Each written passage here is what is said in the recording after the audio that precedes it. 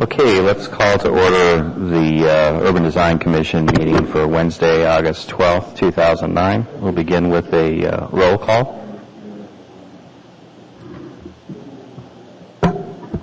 Mark Kimmerer, Here. Peter Briggs, James Doherty, Here. Juan Ania, Here. Douglas Gasick, Patrick Coleman, Alan Kemplin, Present. Patricia Joyner, present.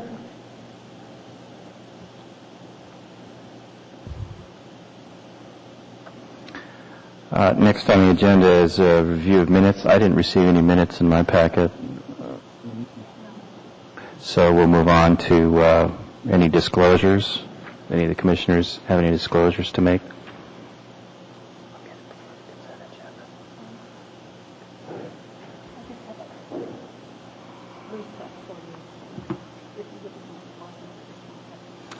I'm sorry, we have to pause for a second for some sort of technical issues.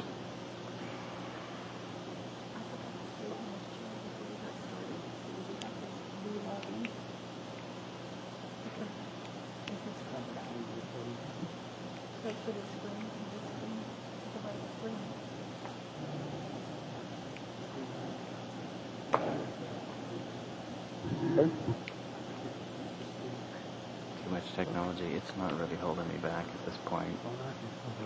I know, but it gives you the ability to control because sometimes it's not right. That should.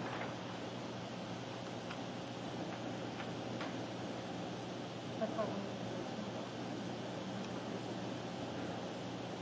Should.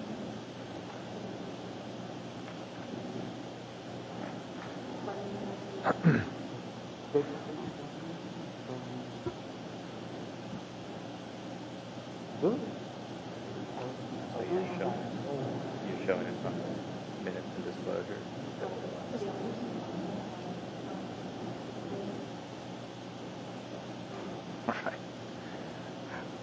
Okay, we're back.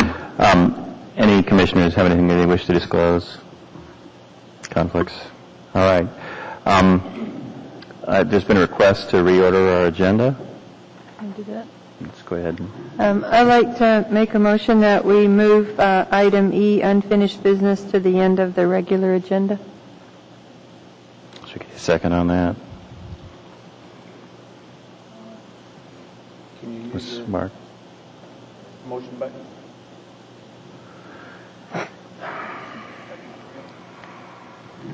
I don't remember where it is.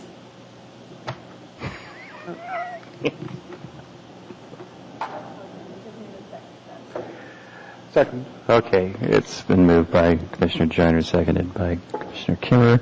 Any objection to the motion? So we'll move that to the end of the agenda tonight. Next is the consent agenda. Do we have a motion?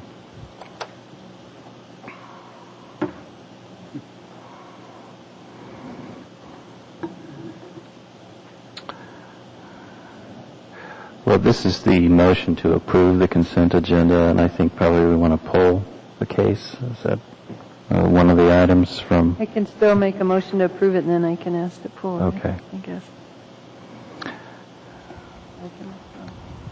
So we're looking for a seconder. So Commissioner Joyner has moved to approve. Commissioner Ania has seconded.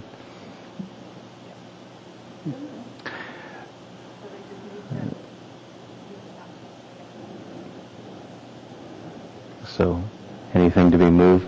I'd like to move item B to the regular agenda. That's case 2009-0011 for the sign variance. 011. Yeah. Okay.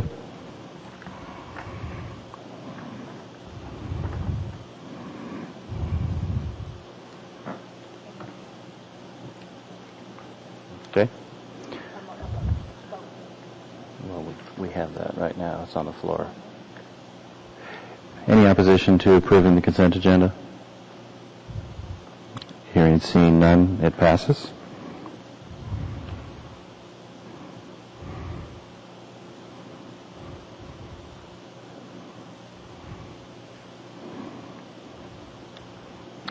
So moving on to the regular agenda. So would that be the first case then?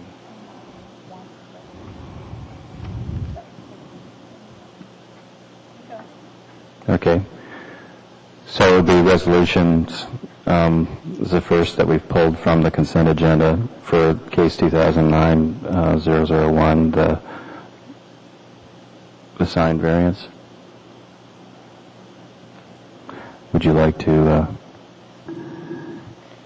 I didn't have any changes to the text except to clarify our position.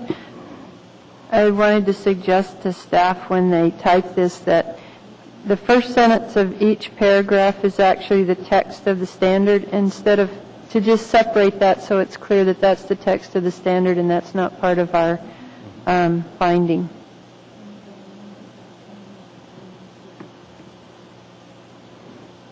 So it's just to clarify it, to make it clear that's not part of the finding, but that's the statement of the standard. It wasn't clear to me when I read it, and I thought it could not be clear to others when they read it when it's in the same paragraph. So I guess the proper procedure for amending resolution would be to make a motion to approve this, and then as part of that motion, you would talk about the amendment that you would like to make. And in this case, it's a minor amendment to the formatting of the text.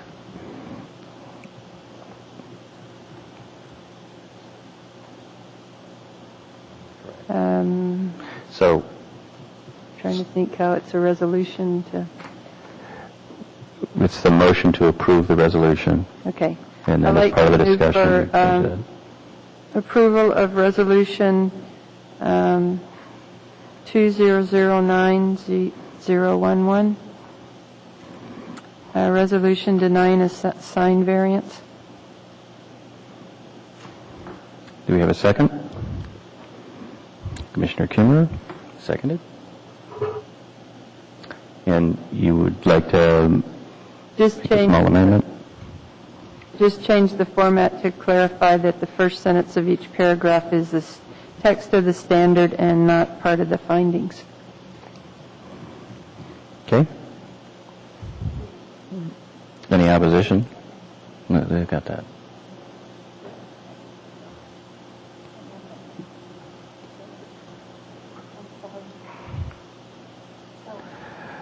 Okay. Proper procedure is for us to have a first and a second for the amendment for the change before we act on the motion.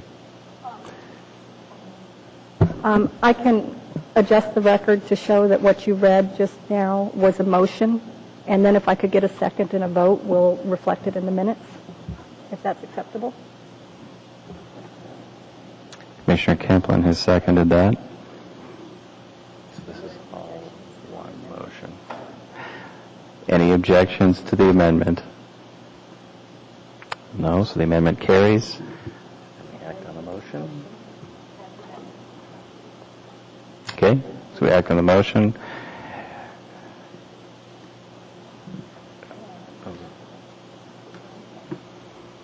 She's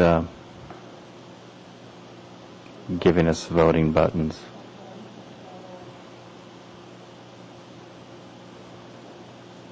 What you should, Let me just what do I'm it. doing, I can record a unanimous vote as long as nobody objects. Okay, and I believe that's what everybody figures they've done. There's no objection to passing the motion, so it's unanimous. Just in the way of explanation for the people present, there's new software that's being run tonight, and it's causing a little bit of confusion up here.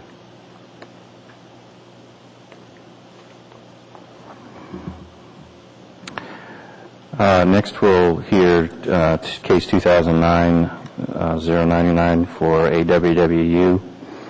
This is public facility landscaping review for the well number 7 building. Is there a report from staff? Yes, Mr. Chair. Case 2009-099, concept site plan and landscape plan review for AWU well number 7 capacity upgrade. The proposal is to replace the existing building that houses a well with a new well building. The new well building is slightly larger and is sited in approximately the same location.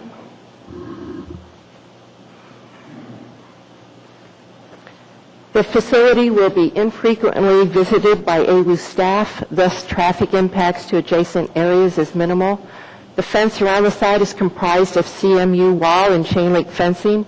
The portion of the wall that will be visible from Denali Street and East 40th Avenue is 6 to 8 feet in height, and a combination of CMU wall sections and chain link fencing in an alternating pattern. The remainder of the fencing will be chain link and 6 feet in height. A pattern of openings in the wall are formed by turning the blocks on their side.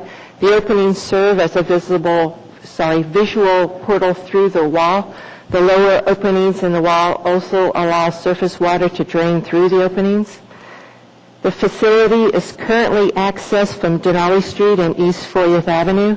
The Denali Street entry will be closed. New pavement configuration will permit turnaround on site. The entry drive can be gated when not in use. The existing light pole shown on the site plan in the southeast corner is not shown on the landscape plan. Staff had concern about the conflict with the Amer chokecherry trees, that they would interfere with the light pole. However, in conversations with the project architect, they've subsequently indicated that the light is a standard street light and the trees will not interfere with the pole. I did want to add that there are a lot of improvements that AWU is doing that are in the right-of-way, all the sidewalk improvements and the landscaping there, actually outside their property line, but they are doing it to be a good neighbor. That's all I have. Thank you. Do we have a representative for the petitioner here tonight?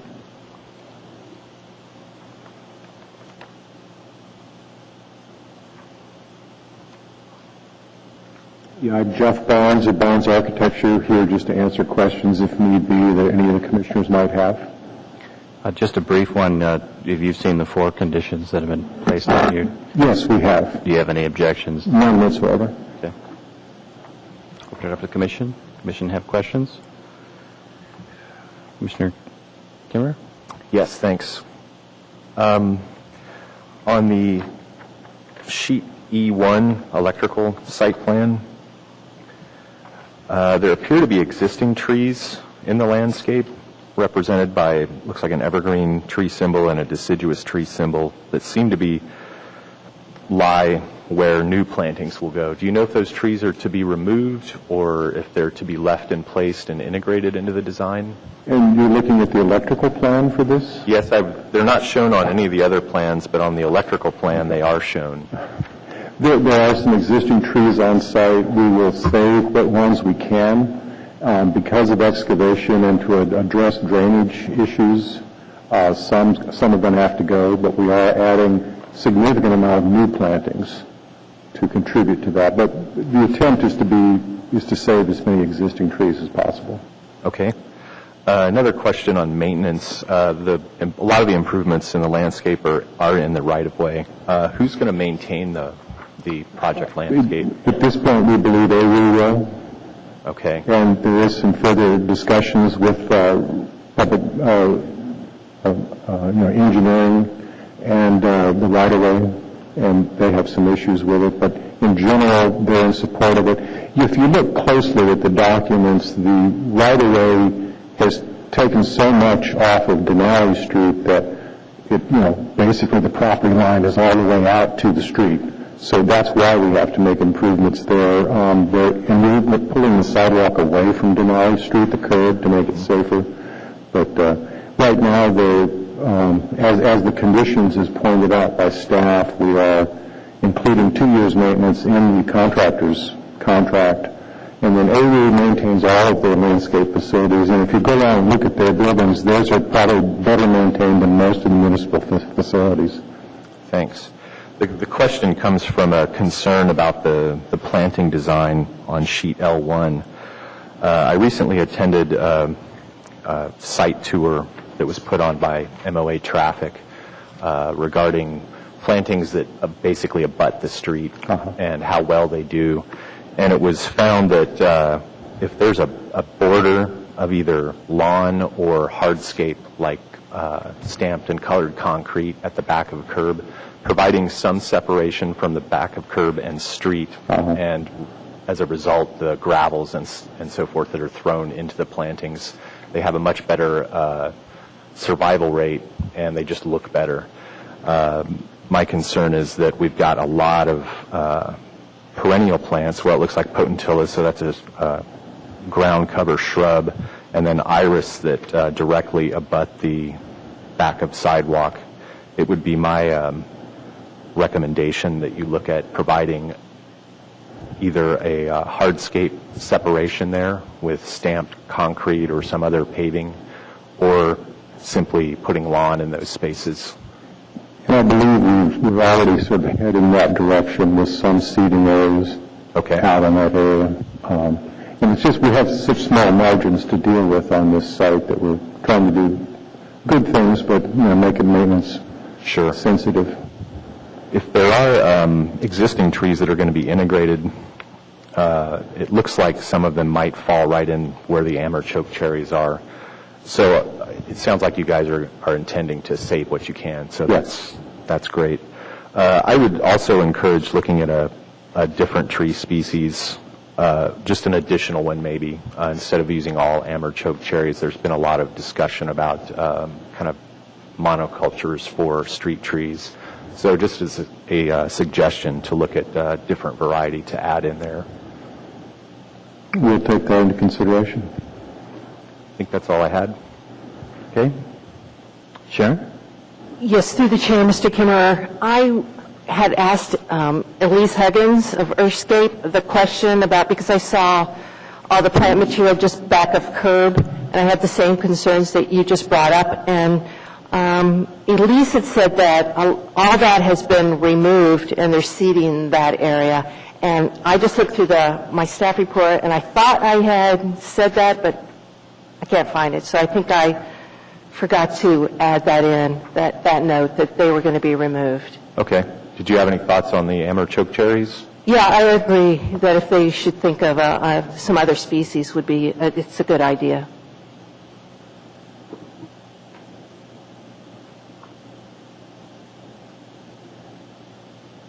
Any other questions, petitioner? Thank you.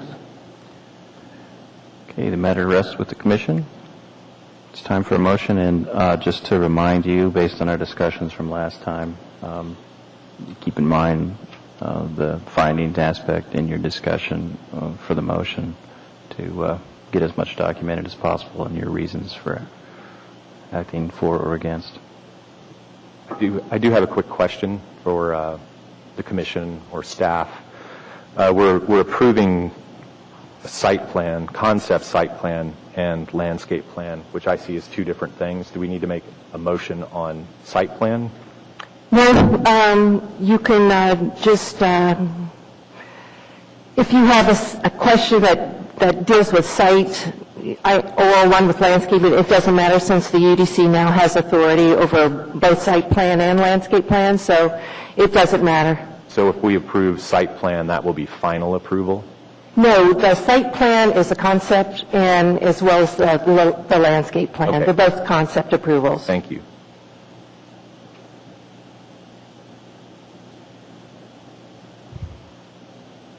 So it's time for a motion.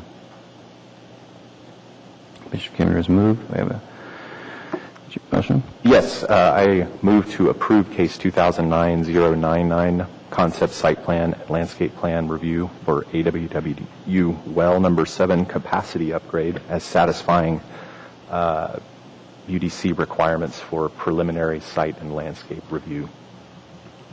Do we have a second? Commissioner Nia, seconded. Would you speak to the findings? Commissioner Joyner is signaling me. Did you want to include the four staff recommendations in your motion? Yes, thank you. May I do that while I speak to the motion? Sure. Thank you. I always get mixed up at this part. It looks like a great plan. I commend the designers on coming up with something creative for the walkway pattern for what seems like a small project. The landscape is also quite creative. I would like to, of course, include staff recommendations 1 through 4 as a part of my motion. I would also like to reassert that it would be best to remove the plantings from the back of curb, between back of curb and sidewalk. And I'd like to add a suggestion that an additional tree species be used for street trees in addition to the Amur chokecherry. Mr. Chair, Mr. Kimmer, might we delete condition number 4? There's no need for it now. Let me find that. Yes, within the motion,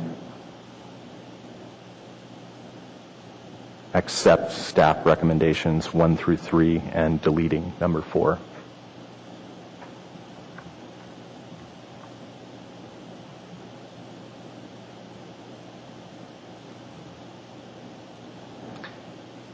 Now, it's not clear to me whether or not you're amending your motion to include new conditions for the planting beds. I would like to add a condition that an additional tree species be used for street tree plantings in addition to the Amur chokecherry. I will not make an additional commission or recommendation on the plantings at the back of curb, as I believe it's been resolved already with staff.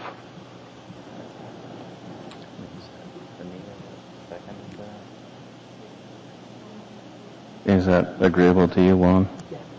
Okay.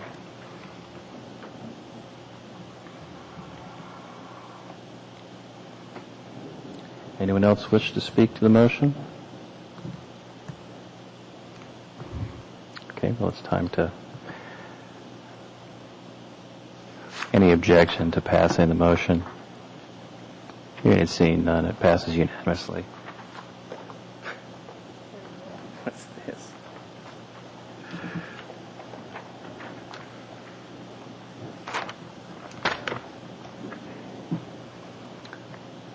The next case on the agenda is 2009-108 for municipality public facility site plan and landscape review for the Anchorage Police Department expansion project.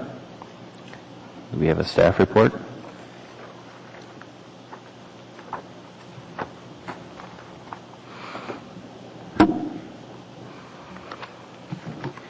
This is case 2009-108, site plan and landscape plan review for the Anchorage Police Department expansion.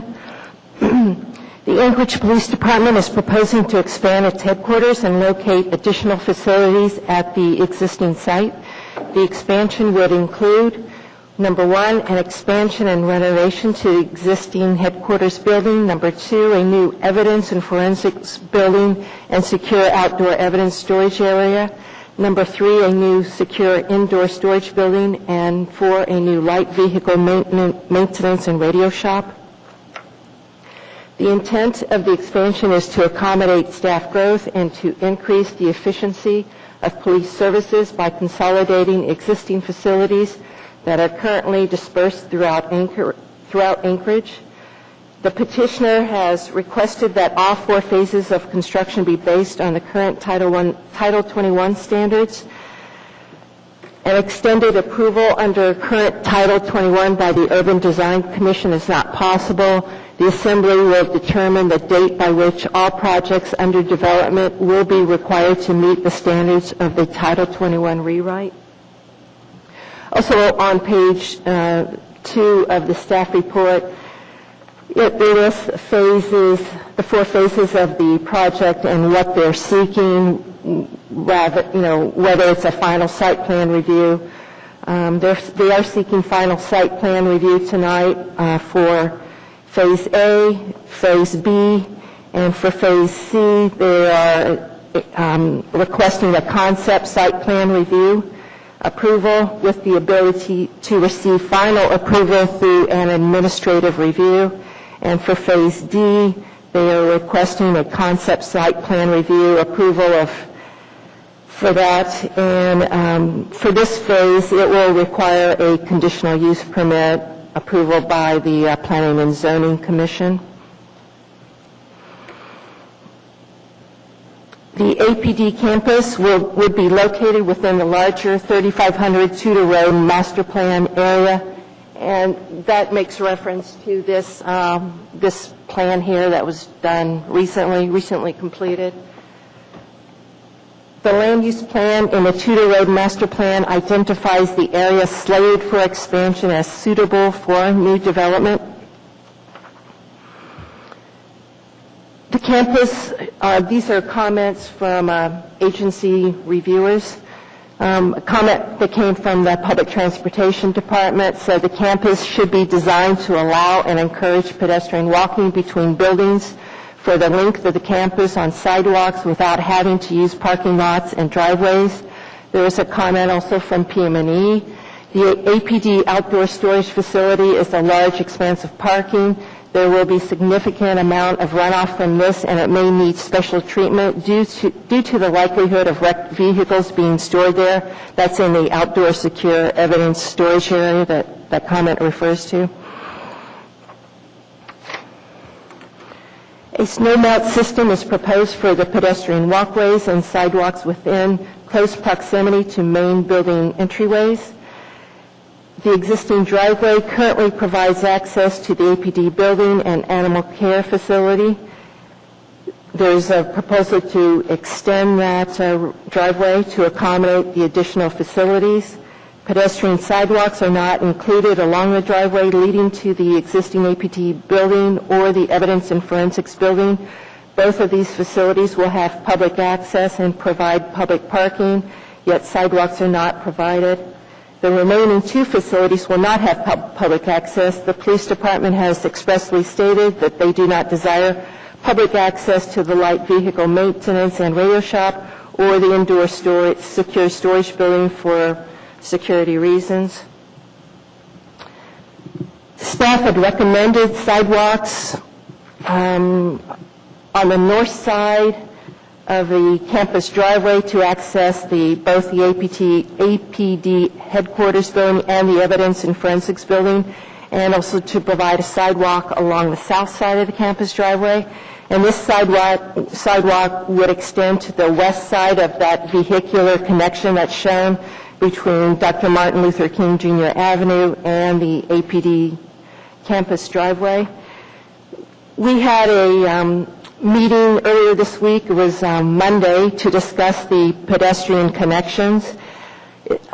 It's understandable that APD would not want to provide a sidewalk to a dog walking activities for the animal care facility. But however, they do need to provide sidewalk connections to their own facility.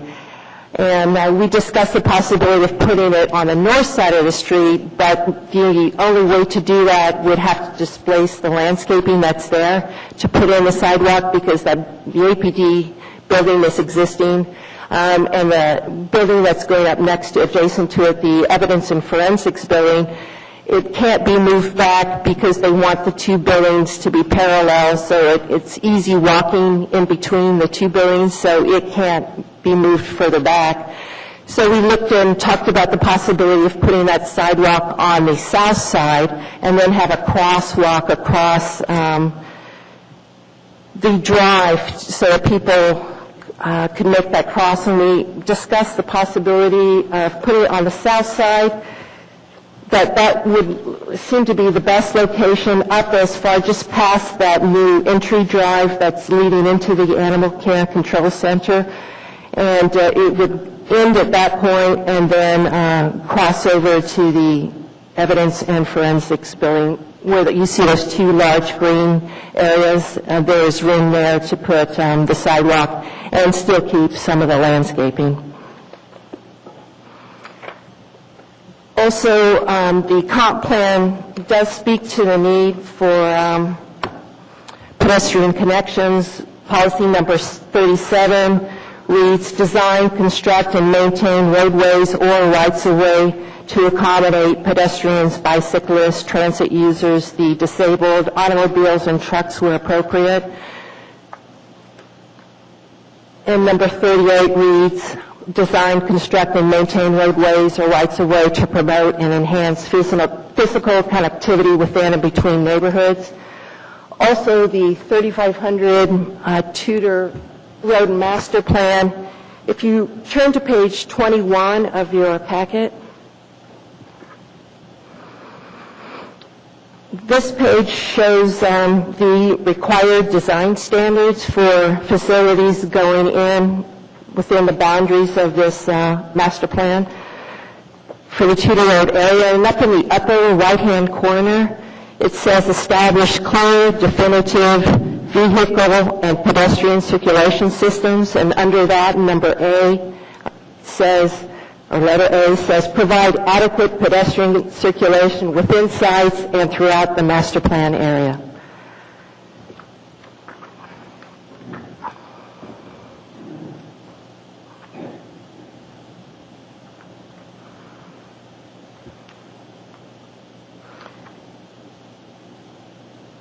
At the meeting, we had Lori Skanke, who is the Trails Coordinator, and also another planner from the Planning Department. And everyone, we had all thought that it was important to put in the sidewalk. One for APD employees, just if they choose to walk during their lunch hour, because there is, once that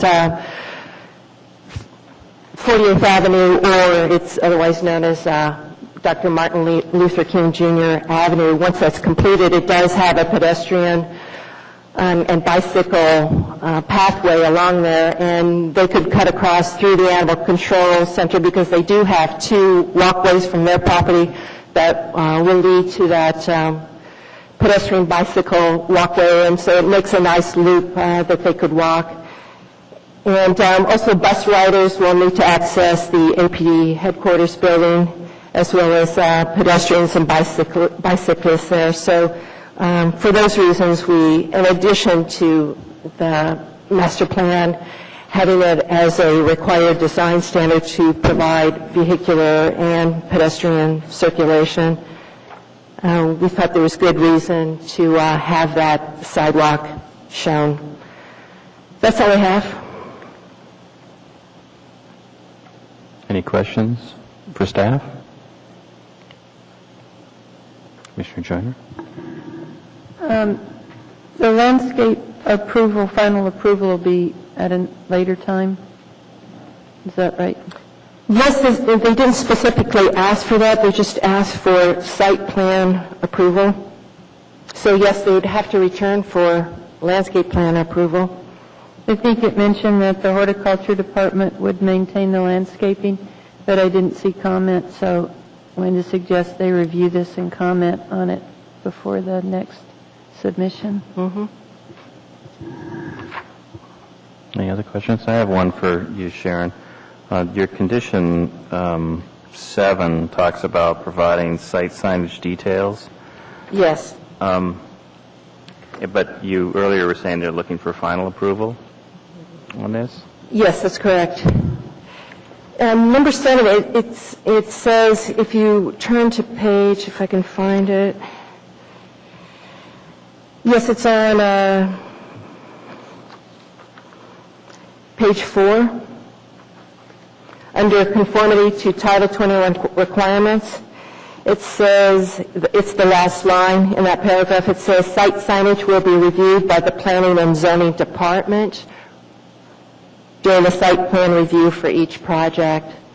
So that looks to be a more administrative review for the signage.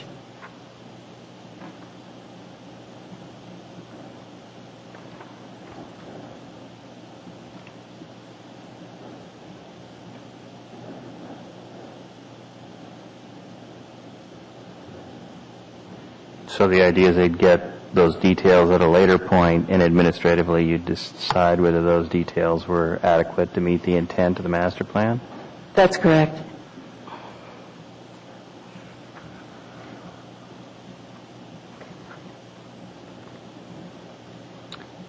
Any other questions for staff? I have one. Mr. Kimner? Thank you. Sharon, on the coordination with trails, there's an access drive that looks like it's gated on the north part of the project that connects to existing bike trails on the south side of Tudor. Is that meant to be sort of or can it be used as a trail connection into the site by employees? And Do you mean the one that's labeled driveway? yeah. Okay. My understanding, that's a one-way right-hand turn only, and it's meant for vehicles. I don't think it's very wide. I guess, and it may be better served to have the petitioner walk me through it, but I don't see trail connections yet. We have a trail going all the way around the site, or at least on the north and east side. And I had asked that question during the pre-application on this, and the answer was due to the nature of their business there, the APD would prefer not to have any trail connections just for reasons of security. But they can speak to that issue further this evening. Thank you. Commissioner Joyner? On your recommendation number 6, it sounds like you have a different recommendation after you met with the petitioner. Yes, yeah, and it would be... Could you state that so we have it for the motion? Yes. Condition number 6 would read, provide sidewalks on the south side of the driveway from Elmore Road to just past the new entry drive for the Animal Care and Control Center that would connect to the APD Evidence and Forensics building with a crosswalk.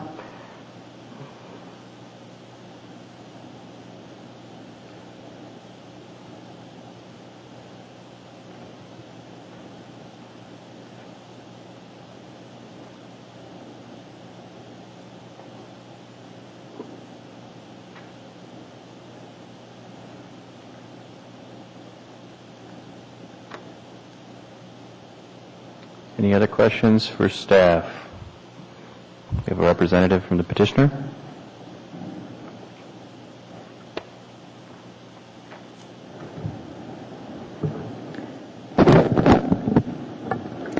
Mr. Chair and members of the Commission, my name is Tanya Hickok with Tower H. Canyon. With me tonight are representatives from the APD, municipal P&E, the architect for the project, the engineer, and the landscape architect. We have reviewed the staff's packet, and with the revision to number 6, we don't have any other questions except for, I believe we had discussed the deletion of number 11 from the conditions of approval because that's an existing vehicular access for Animal Care Control Center, which is not included in the application, as well as the fact that this is also including a landscape plan review. If you look on page 1 of the staff packet, it does state that site plan and landscape plan, and we have submitted all the necessary requirements for both. And with that, I would answer any questions that you brought up earlier. Mr. Kimmer. Yes, thanks. I just wanted to have you clarify what you're looking for. You're looking for a final landscape approval then as a part of On phases A and B, A and and the other 2 are concept Okay. with administrative review.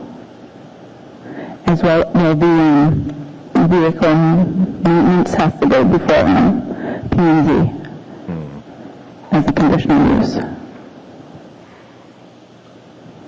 Not sure we really have the detail on those first couple of phases to give final approval. I don't see types of plants or really a really good description of what's happening up front at the new entries and stuff. So I'm not sure if perhaps the other commissioner questioned as well. typically we have quite a bit of detail on a final approval landscape plan with all the species and locations and a clear understanding of how everything's going to work. Did you want to come up?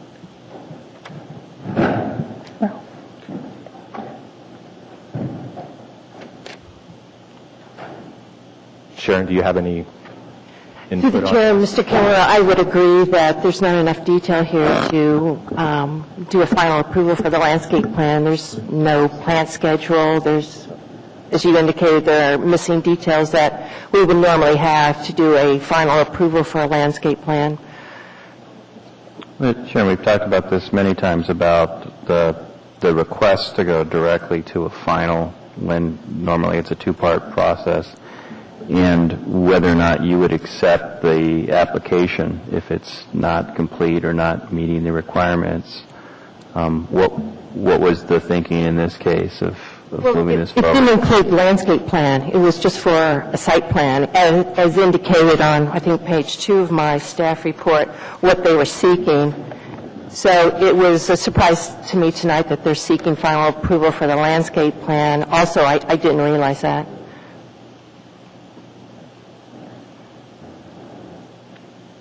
Mr. Chairman, can we find out what the rationale is for requesting these final approvals from the commission? Is there some, time-sensitive immediacy associated with these requests? You might direct that to Tanya. She could answer that question. Through the chair, Mr. Templin, they have funding. They have to figure out the funding that they have approval for. And so in order to do that, they need to obtain their approvals in order to move forward with funding. But in discussing with Ralph, we'd rather have concept approval of the landscape plan and come back for a final than have not approval of anything at all. We did include in our packets landscape plans and all the cost estimates and narratives in our application. We need 2 applications for site plan and for landscape. So, if I understand correctly, then funding is not secured for the facility? That's correct. So, They're still in the funding process. So if inadequate funding is made available, could there be then significant changes to the site plan? I believe whatever was approved, we'd have to go with what was approved and try to fit it into the budget.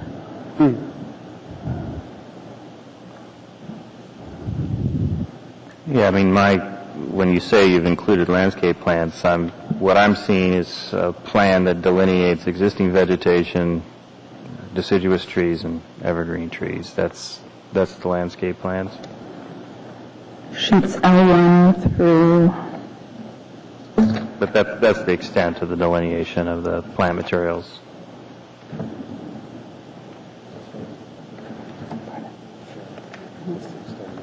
yep.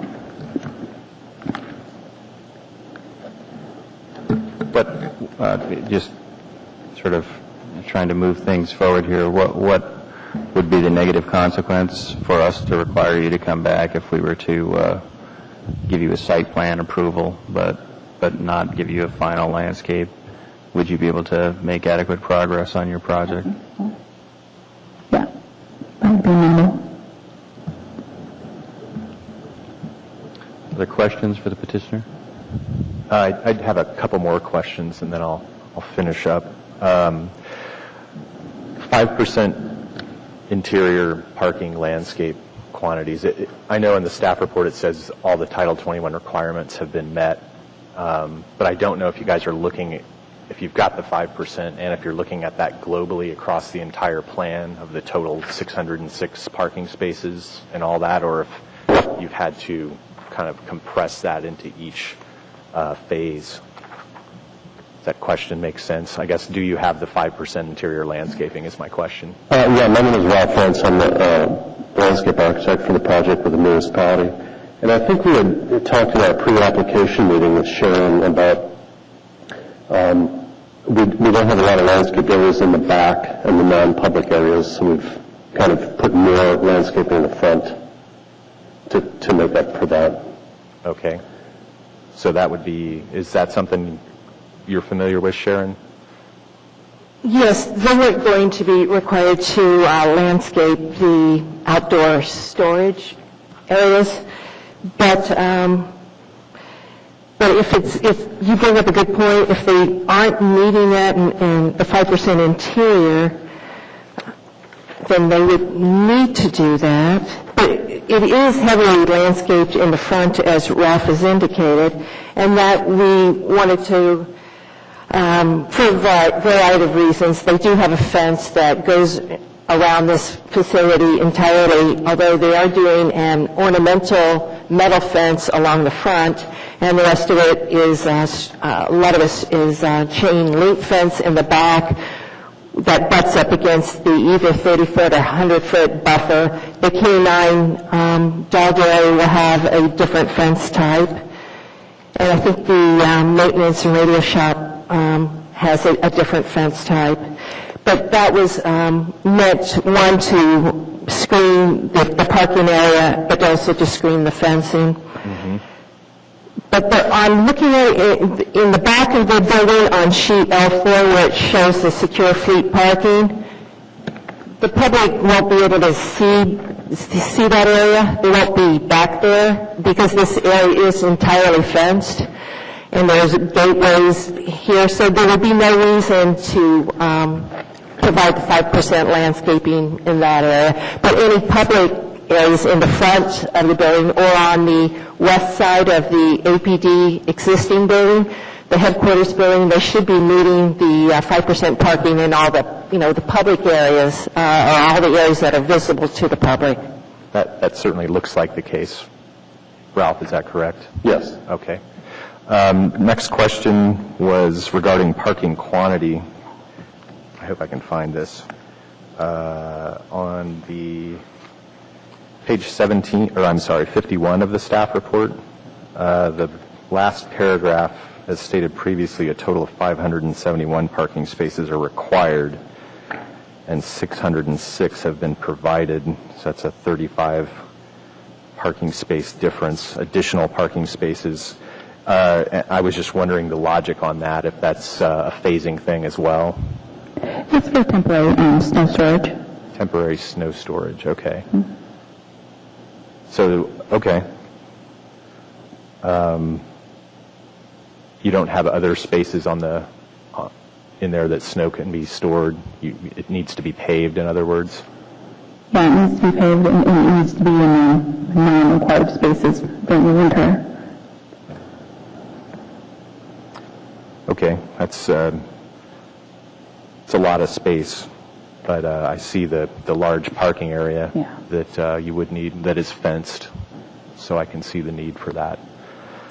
Okay, could you show me the sidewalk locations really quick that are being proposed?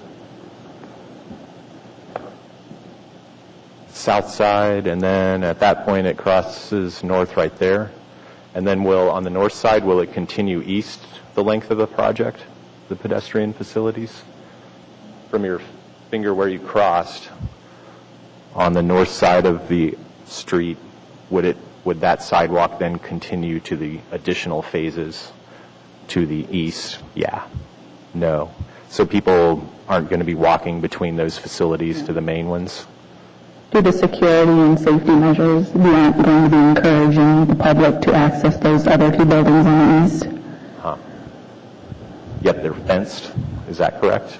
They are fenced in certain areas, just to prohibit pedestrians into the back area, back east. Okay. And no trail connections are provided to the north and east either. My logic being, if I was doing that, it'd be great to see I know there's security issues, but just a sight plan, see pedestrian walkway go on the north side all the way to the east and perhaps poke through to the bike trail over there. But because of security purposes, they don't want to do that. And it's fenced in those back areas for evident security reasons. Okay. And then to the north, the same reason? Mm-hmm. Yet people could probably ride in on that driveway, it sounds like. I believe it's for emergency vehicle exit access only. So if people were coming to work from anywhere around there, they're going to No, they aren't going to be accessing that north driveway. That's for exit emergency only. down Elmore into the main campus road. That's how they would get into work and stuff. Okay. Okay, that's all I had. Thanks. Other questions for the petitioner? I had a follow-up to Mr. Kimmer's question. I didn't understand why you have to pave snow storage areas.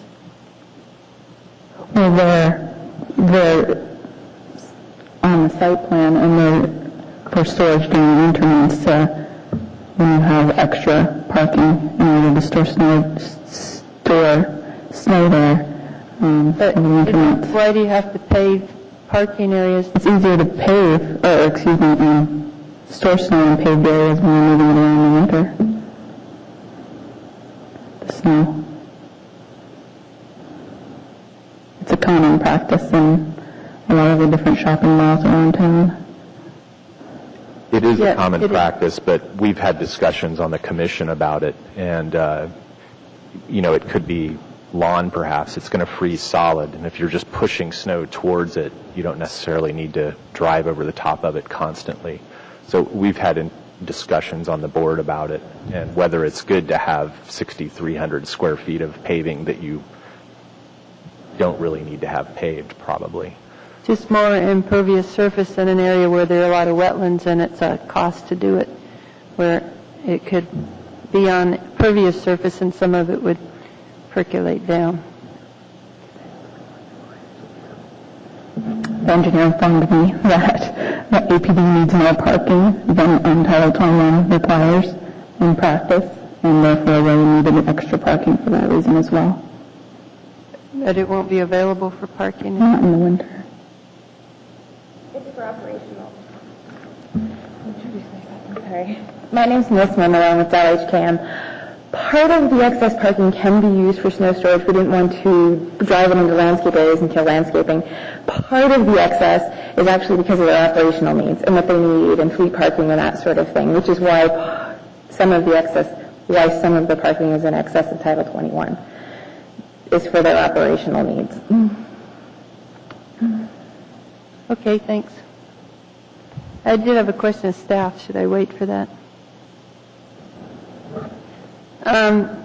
On the discussion of the landscaping in the parking areas, is the purpose in the regulations for interior landscaping only to be for public areas on public property? I hadn't heard the distinction before that parking lot landscaping is only for areas open to the public, when often it is for where employees park and there's reasons to have landscaping other than just visual interest for the public.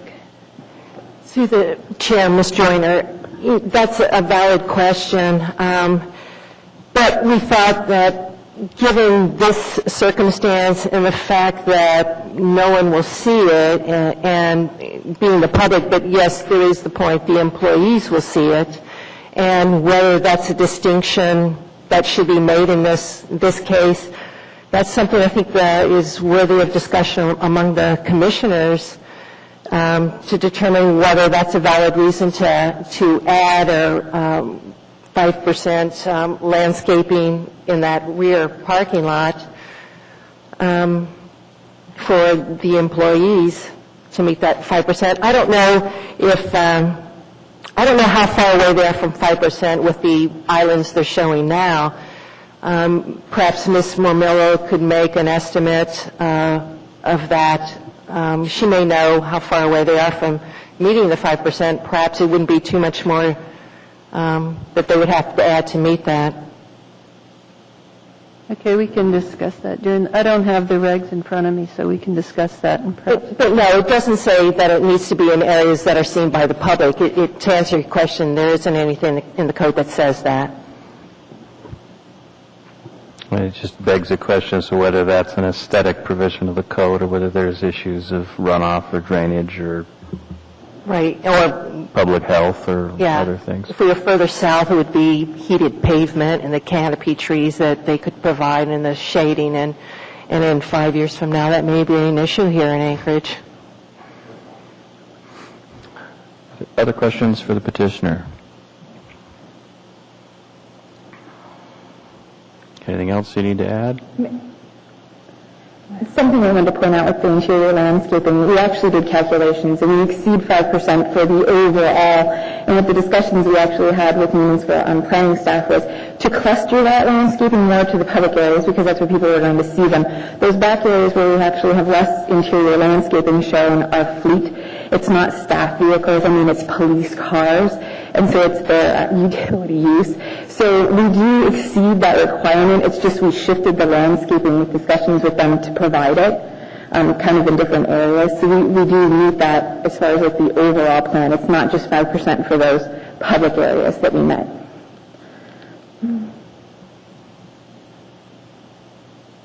Okay. Thank you. So the matter rests with the commission. Mr. Chair, could I have one question further for the petitioner's representative. In looking at Phase 4, am I correct that this master plan, looking at the dotted lines, it does cover that area along the south part of, along the south edge of the campus? You know, earlier when we had this discussion on Monday, I didn't realize, I forgot at that point that this Phase 4 does cover that whole south side in terms of sidewalk. Because before we had the discussion that, well, with that, it's just really benefiting the animal care and control center, when in fact you all are, the APD, you're putting detention basins in that area. And I think, is that mainly for the reason why that line is showing swinging down into that area was to accommodate the detention and basins? Yes. So does APD then have control over that area? They must, to include it in this master plan. Okay, it's just a clarification point that perhaps, you know, the sidewalk could be extended all the way as staff had originally proposed, since it is showing as part of this overall master plan for the APD campus. So it's really just an issue of money and whether you could extend the sidewalk. And safety and security. They don't want pedestrian and the public to access that light vehicle maintenance building. But it has a fence all the way around it. There's no way they could get in. I mean, people would just be walking on the other side, you know, across the street. But for their safety and for security, I think it's best that they don't intermix.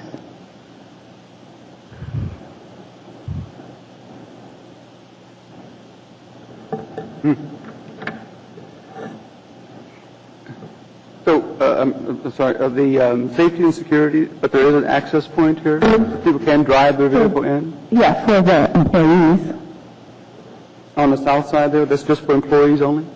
not for employees that need to access the maintenance shop, yes. So someone who wants to come to the animal care control center, they won't be able to go in there? To that maintenance building? Well, I'm guessing a little confused, because off of Dr. Martin Luther King Jr. Avenue, if a person is coming, well, either east or west, they can turn north, right, into that site. The driveway? Yes. Right. Now, so that driveway there, that comes into a street. A driveway? Mm-hmm. So, and then along that street, if someone is wanted to, they could drive down that street to access the animal care and control center? Yeah? Yeah, it's a driveway. Internal driveway. It's not a street. It's not a public dedicated street. Okay, so then where does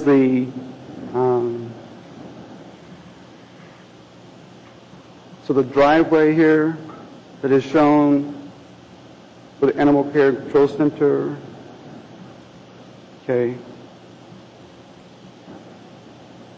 So when one comes to the animal care control center, you're not actually coming on a street, you're coming on a driveway. Yes.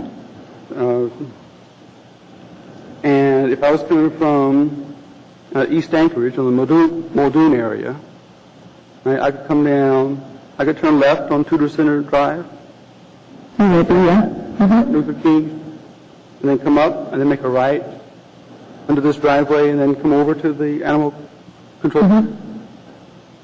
So, and if I was over at the medical complex, I could also, walk across over during lunch hour or down Tudor Center Drive or the bike. It looks like a bike path there. And to Martin Luther King Jr. Avenue, and then come on over, and then access, come down through that driveway also. So, and where's the fence going to be that provides the security that you've mentioned? Is it on the south side of the driveway?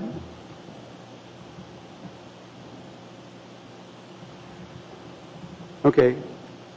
And then I guess I'm a little confused as to why there's a hesitancy about, providing a sidewalk on the south side of the driveway.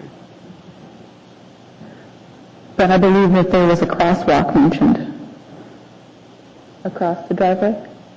I did mention that, but now in looking at this again, I see, Phase 4, it does include that length of the south, along the south side of the campus, where it does make that connection between Martin Luther King Drive and the driveway. So there's already a public access there.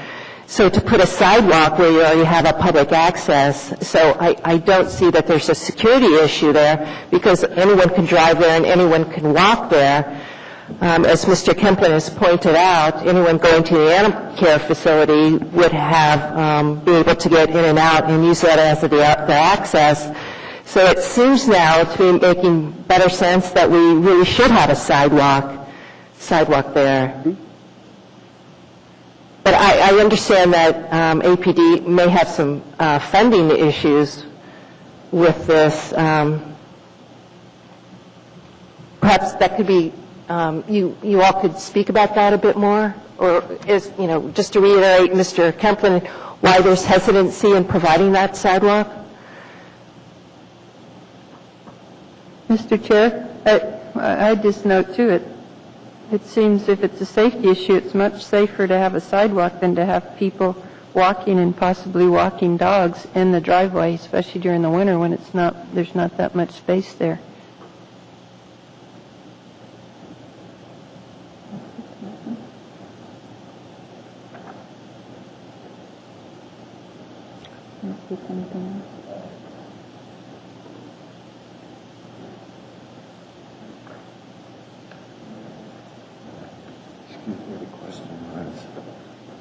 Funding sources. Do you want to speak any further to funding sources? Funding sources, presently, they're looking at the legislature. They had a previous bond issue that wasn't funded, but it's basically legislature, state funding for this next session. My name's Larry Lander. I'm with Architects GDO. You need to speak into the mic. This is recorded electronically for... And could you begin again? I don't think the microphone would have, recording devices would have picked up anything you just said. APD had funding requests in its legislature this past session. They were not awarded any funding. They will again attempt to do that for the next session, and we'll keep our fingers crossed. And that's basically the funding situation right now. So I guess I'm kind of confused. We're looking at a landscape plan, but we don't have a landscape plan fully developed. We're looking at a site plan, and we're assessing whether that site plan meets the requirements for the master plan of the area. And, we've mentioned this idea of connectivity and pedestrian safety and all of those things. But at the same time, they're asking for like a final approval, and yet they're tying the design to whether or not a budget is going to be available or not. Is it fair to say that our job is to assess what we'd like to see in the site plan and make sure that it conforms with the master plan, regardless of what the budget limitations might be for the project? I think your assessment is a correct one. And also, I think we need to recognize that if APD doesn't get as much funding as they're expecting, it may very well, they may have to return with a revised site plan if it falls short of their expectations. So a lot of this seems a little bit premature until they have, actual funding in hand. And that's sort of the question, why are we looking at approving multiple phases when the first phase isn't funded? Why wouldn't we look at a phased approval process based on the information that is supported by budgets? Mr. Chair, I believe the situation is that they need to figure out if they have an approved plan in order to secure funding, to know what they actually have approved, to know what to fund for. Okay. So the sky's the limit here. Yeah, we can approve it. We'll just stick a whole bunch of stipulations on it. I'll go back to the pedestrian connection. I see what Sharon's talking about and Mr. Templin, and it looks, if we could come up with a sidewalk on that south side, but to keep the crosswalk further away from that driveway in order to maintain security and safety, I think is the best, at least I would think in our opinion, to keep the crosswalk closer to the evidence and forensic building away from the maintenance building is what we would prefer. Okay, then could I clarify? So are you saying that we can have a sidewalk from Elmore Road on the south side of the driveway all the way to around that connection where the little connector piece is between Martin Luther King Jr. Avenue and the driveway that would connect up with that pedestrian bike path, but then have the crosswalk in front of the evidence and forensics building? Yes, that's correct. Okay. We have something we could draw on here. But- Okay, any other questions for the petitioner? Thank you. So at this point, we'll entertain a motion.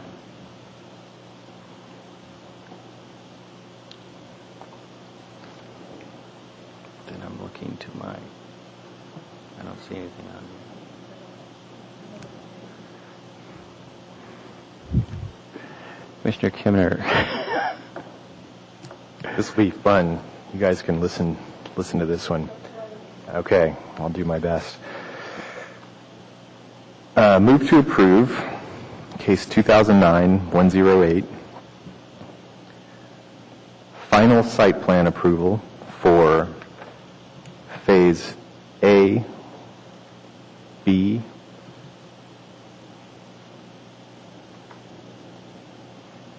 phases A and B, and preliminary approval for phases C and D, and also preliminary approval for the landscape plan for all phases.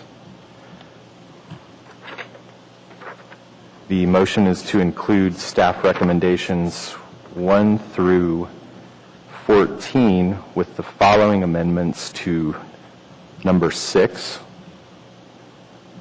Number 6 will read as follows: provide sidewalks in accordance with the 3500 Tudor Road Master Plan. Required sidewalks will be as follows: sidewalk on the south side of the campus drive from Elmore Road, traveling east to the driveway connection between the campus drive and Martin Luther King Jr. Drive, with a crosswalk connection near the animal control facility that extends to the north side of the project, Campus Drive.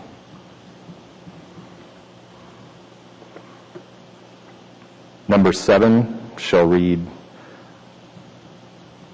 administrative review of site signage will be required for as each project phase develops.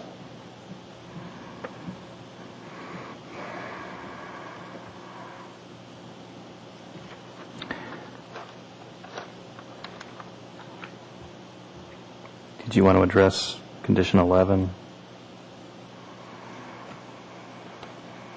Uh-oh, let's see. We're going to keep that, aren't we? We're going to keep the vehicular access shown. Sorry, everybody. From the Animal Control Center. I think the idea was to delete number 11 because that driveway is not going to be part of the master plan. So that would remain in the motion. It would be deleted, number 11. As written. Delete 11. Delete Yes. number 11? Staff recommend- Well, it says eliminate it, so Yeah, it says eliminate that driveway. I think it probably should stay in there, and it just provides clarity between the discrepancy between the two drawings. Is that okay?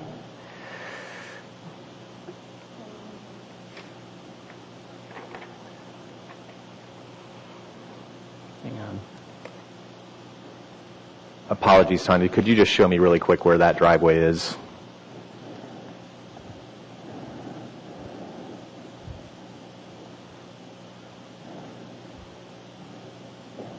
Where it was.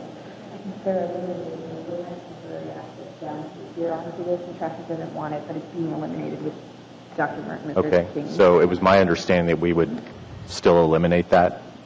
It's not included in the- Well, I was curious, is that part of the site plan that we're trying to approve? Couple of things here. Melissa, could you speak into the microphone? I'm sorry, because it won't be recorded what happens. So that driveway on animal control that's actually on Dr. Martin Luther King and the traffic comment that was made, that driveway is actually being deleted as part of the Dr. Martin Luther King Jr.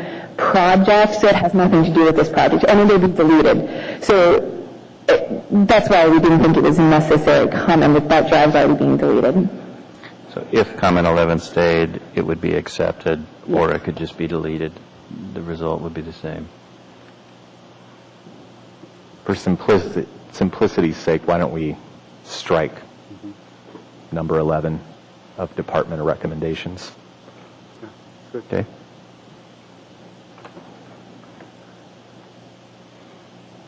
That's the end of my motion. Okay, do we have a second?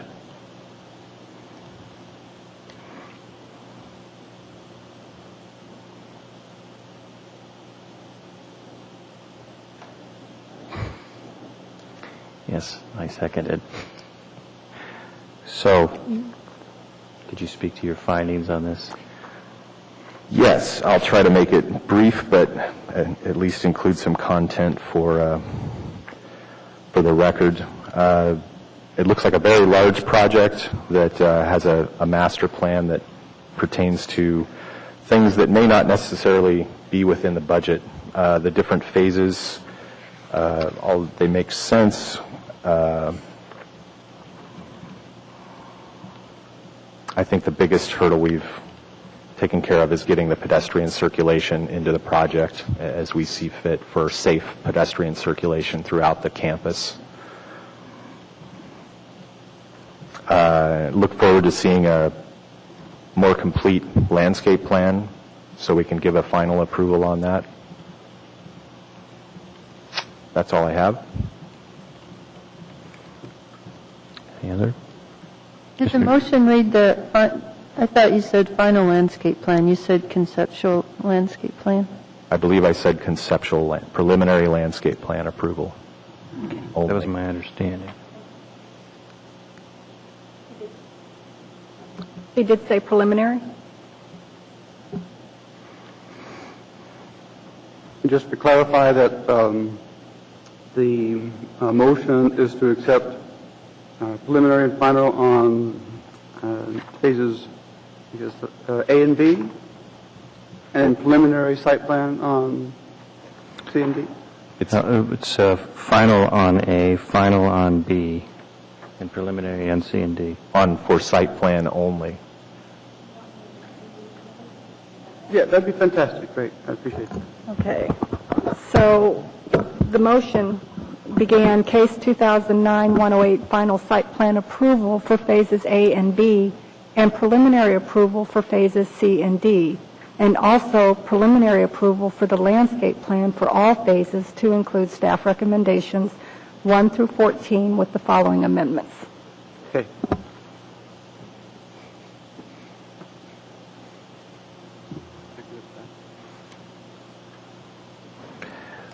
Anyone else wish to speak to the motion?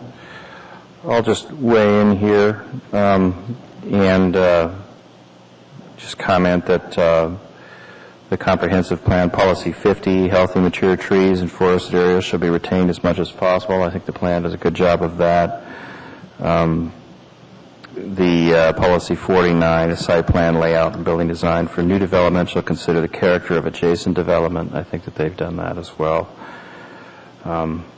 And I think that, overall, they're looking to the future and putting some much-needed facilities in while recognizing priorities with regard to landscaping and pedestrian circulation. So I'd commend the petitioner for that. I do intend to support the motion.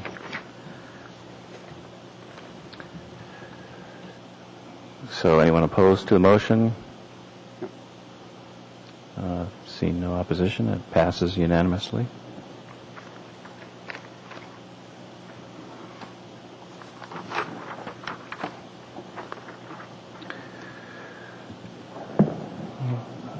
That's the end of the regular agenda items. We did reorganize the agenda to address the Title 21 amendments.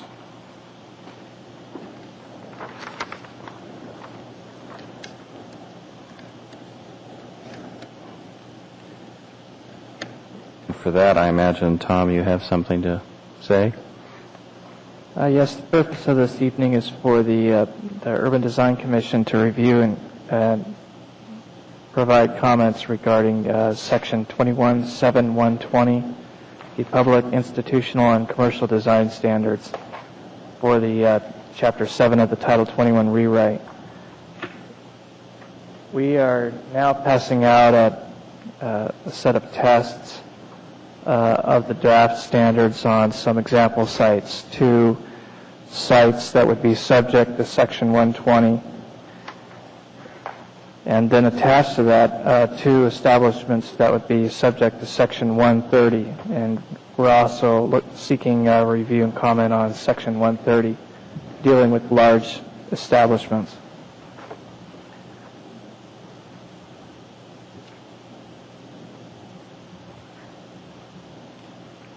The track changes document before you basically reflects changes made or are proposed to be made to the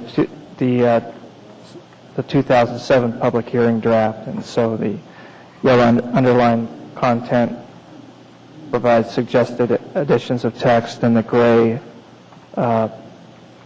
out text in all caps and brackets suggests deletions.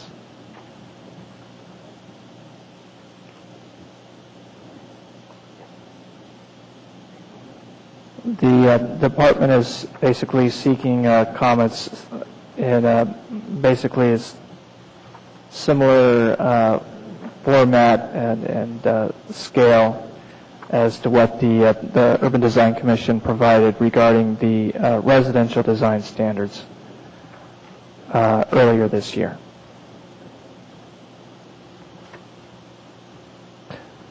Or additional comments, or more comments if that's the will of the Commission. The material just handed out to you includes a test of the draft standards for Section 120 on several small to medium-sized commercial establishments. And we'd like to, if it's fine with the Commission, to quickly run through these with you and show you what the findings are. Basically, the standards in Section 120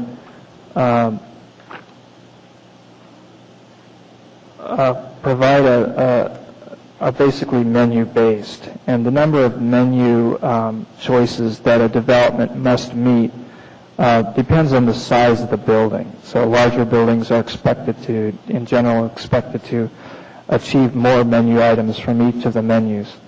Basically, there are three areas: building orientation, primarily related to the public street; secondly, building massing and articulation; and finally, weather protection and sunlight and wind mitigation, basically the northern design aspects of the building.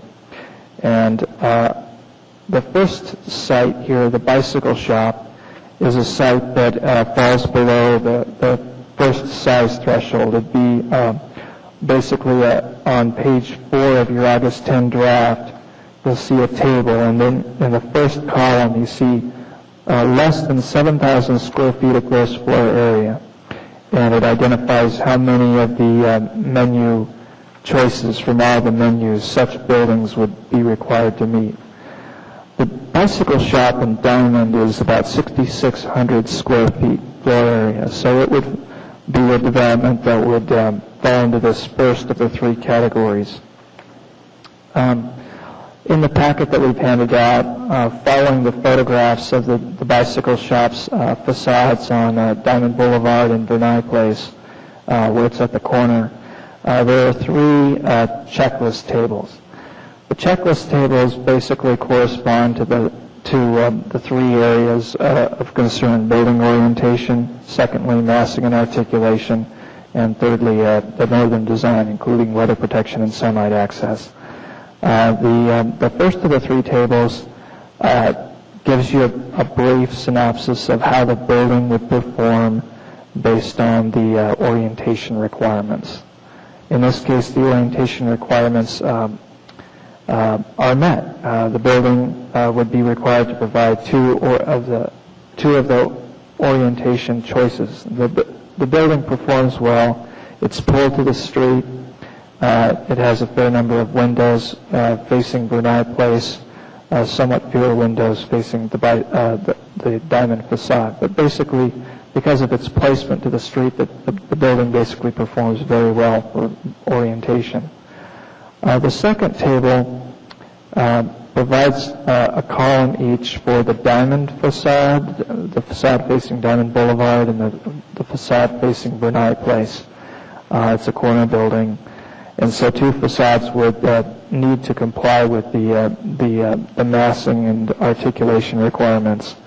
It's a simple building, and there isn't a whole lot provided on the facade that would provide a breakup of the building scale or a visual interest to pedestrians.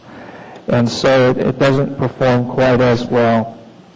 Although, because it's such a small building and it's only 6,600 square feet, it isn't required to provide any massing amenity. However, even though it is small, it would be required to provide two of the facade the facade features. It seems to provide only one that we could provide, that we could find, and basically would not comply. We believe that had the architect been aware of these standards or had attempted to design to these standards, it would not have been difficult for a building like this to provide some additional expression or ground level interest to the building among the facade articulation choices we provided. So the standards would probably result in an improvement in the appearance of the building.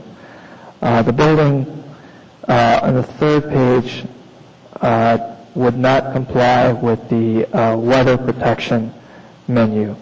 It does not provide the needed two features.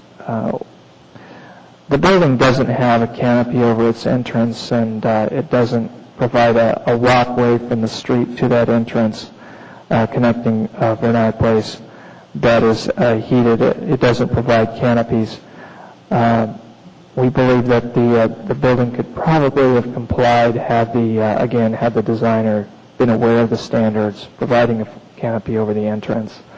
Because the building is small, it automatically complies with the sunlight access standards.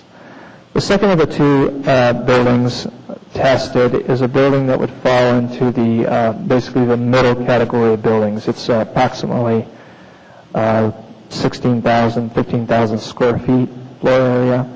So it would be required to provide a bit more of the choices from each of the areas of concern to the community. So it would be required to provide 3 design features addressing the building's orientation to the street and the public sidewalk. And it would be required to provide an overall massing feature.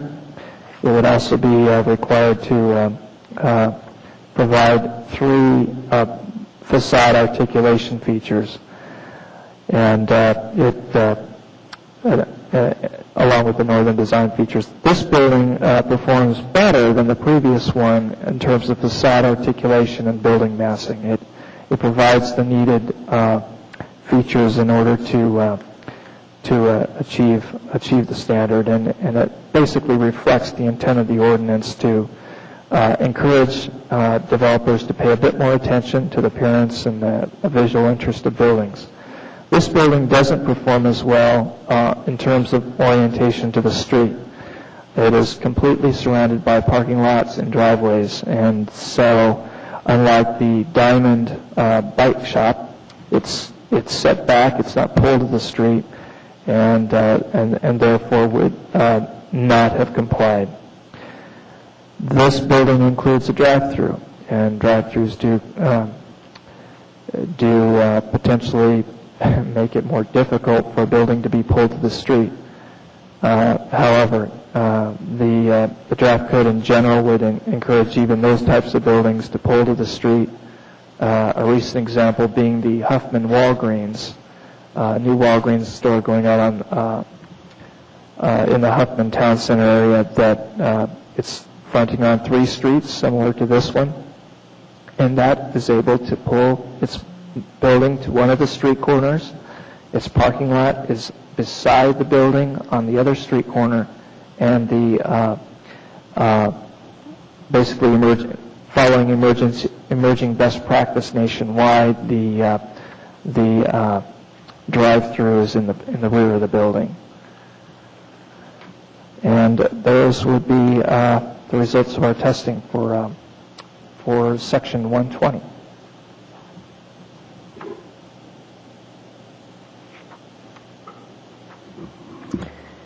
Mr. Chair, would you like me to continue and describe Section 130, or would you like to discuss 120 and then get a little intro on 130?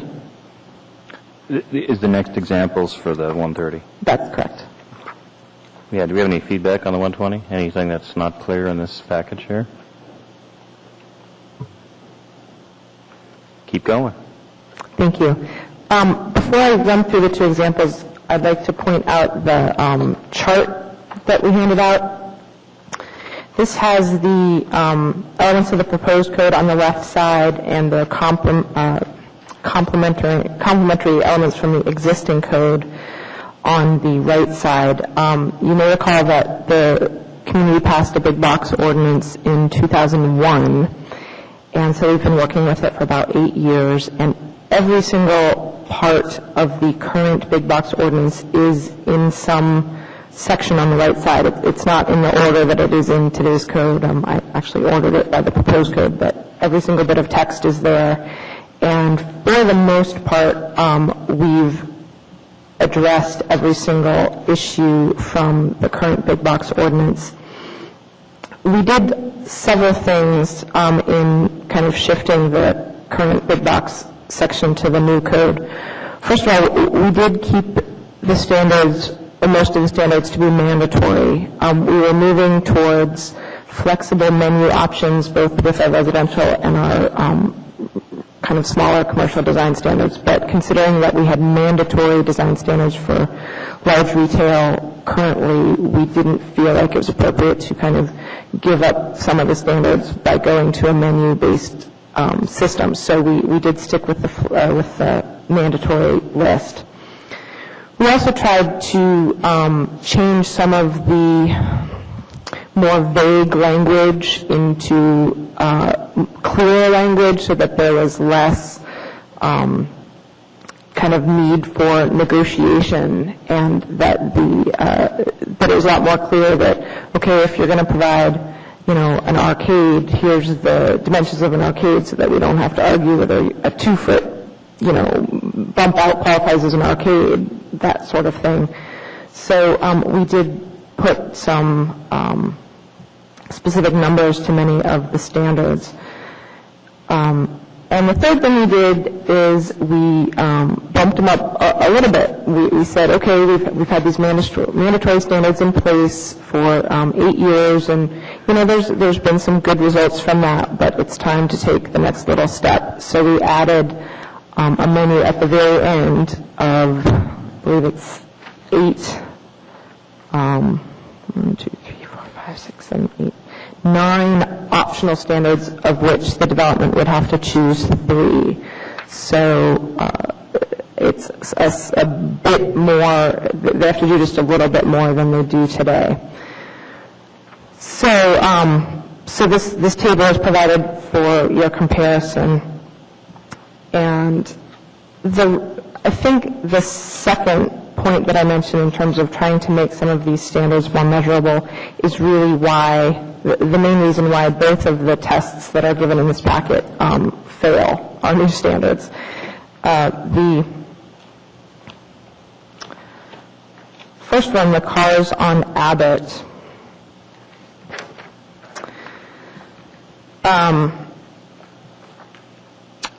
it doesn't really provide any wall modulation.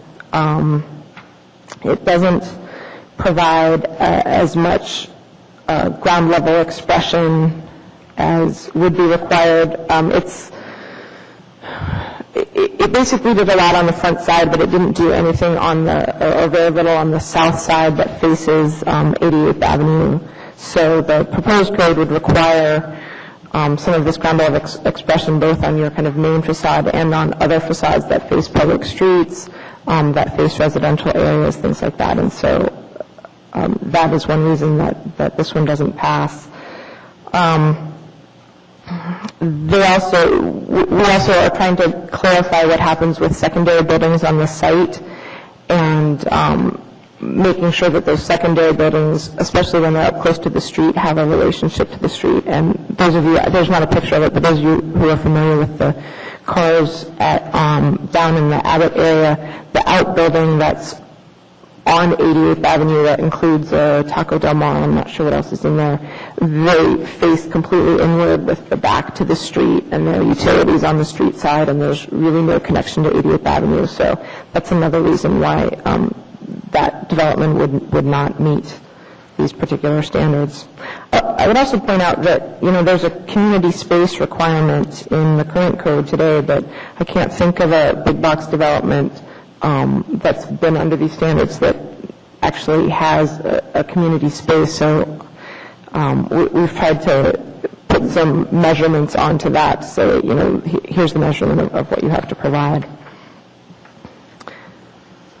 The Cheek-Eck Eagle River Fred Meyer development was, I believe, the very first development that was approved under the big box standards. They come very close to meeting the weather protection for the pedestrians, but they don't quite meet the width standards of the facade arcade that we're proposing. They do basically no wall modulation, and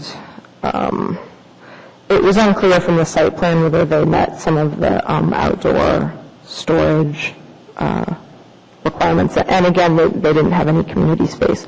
So, they come pretty close, and they've done a decent job, but we just felt that the clarifications we made in the proposed standards would really clarify the intent of this section and just make it a lot more clear what you have to do to meet the standards. Thank you.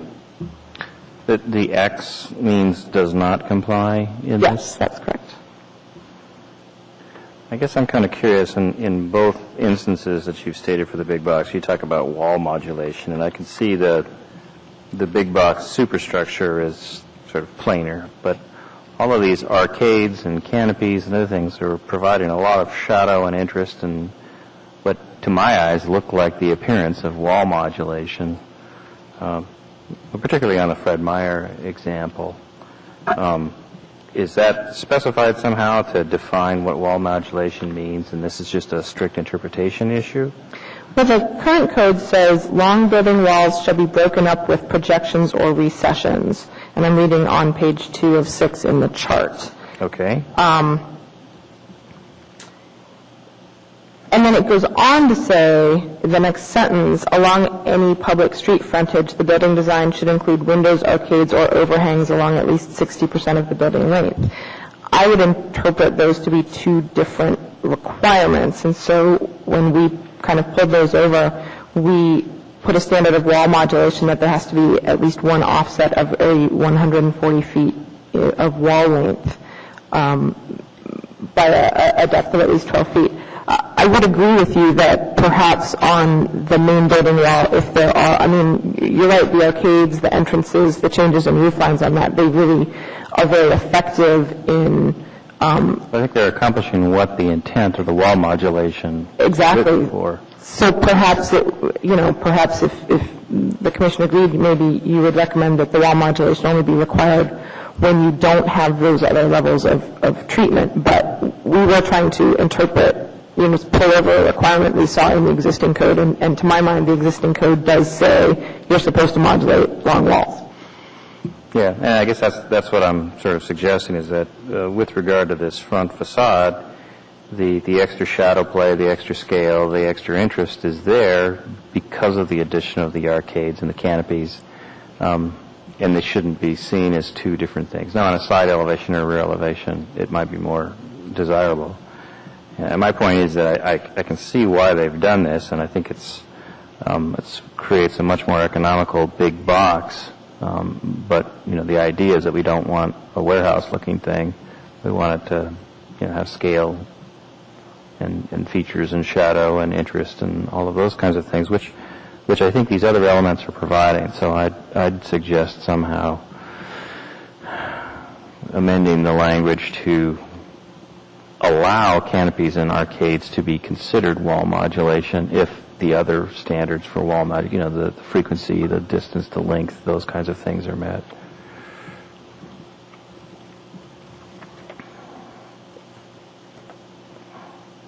The other question was, I noticed there was a deletion on fabric structures or something like that. What was the concern about fabric structures? Where did that come from as a prohibited? Can you give me a page number? No, this says page 2 on it. Item D, prohibitions, Okay. fabric structures, inflatable domes. Looks like inflatable domes have been removed. Right. The gray with the brackets is removed. But fabric structures, frame supported, arch supported, are prohibited in commercial and mixed use districts. And do you remember what the discussion was on that? I think people we got feedback on the inflatable golf dome along the highway, more about that than the soccer dome at Change Point Church over off of Raspberry, because that one is less visible, but there's an uproar in the community about the inflatable golf dome, and people did not want to see more of that sort of building. But the way I read this is that you've removed that from prohibited. It used to say inflatable domes, and we found that there were other types of structures that could look like that, but that were not, that weren't inflated with air. So inflated really was replaced with inflated tension fabric or membrane. So we've expanded it to include the other types of big kind of balloon building structures, frames, so they can be supported by a frame, supported by an arch, or inflated. And I'm sorry, I don't remember exactly where we got that language, but we were intending to broaden, so not just to cover those kind of Quonset hut-ish looking buildings that are inflated by air, but also other types of similar looking structures? I guess I would sort of urge caution in this area. There's some real interesting emerging trends in the larger building market that go more towards other issues, but energy efficiency. By having a tension roof, you reduce the structure, but then you have a translucent membrane that can be daylit, which allows you to turn off the lights inside. And there's a lot of emerging technology in this area for larger buildings. And I'd be cautious about prohibiting those. You might get a lot of good to offset what your perceived negatives are here by expanding that. I'm not familiar with this, with what you're talking about, but did you mention that it's just a roof, or is it a whole structure? It's a roof, but in some cases it's the entire structure. But mostly, the application that I'm thinking about is mostly a roof structure. But the way that this is worded, it would prohibit that type of development. Frame-supported, arch-supported, tension fabric, membrane structures are prohibited in all commercial and mixed use. Certainly the intent was to prohibit an entire structure, not necessarily a section, a roof of that sort. So, but we can certainly look into that a little bit more. And if you have any, links to things we should look at that you could send, that would be helpful. Okay. And I also had a little bit of difficulty. You had mentioned in this last section for the big box that you kept all of what you thought was good and made it mandatory, but then you introduced a menu-driven system. I didn't see the menu items that you were referring to. It's on page 16. Of this? Of the colored actual code language with the yellow and the gray. Okay.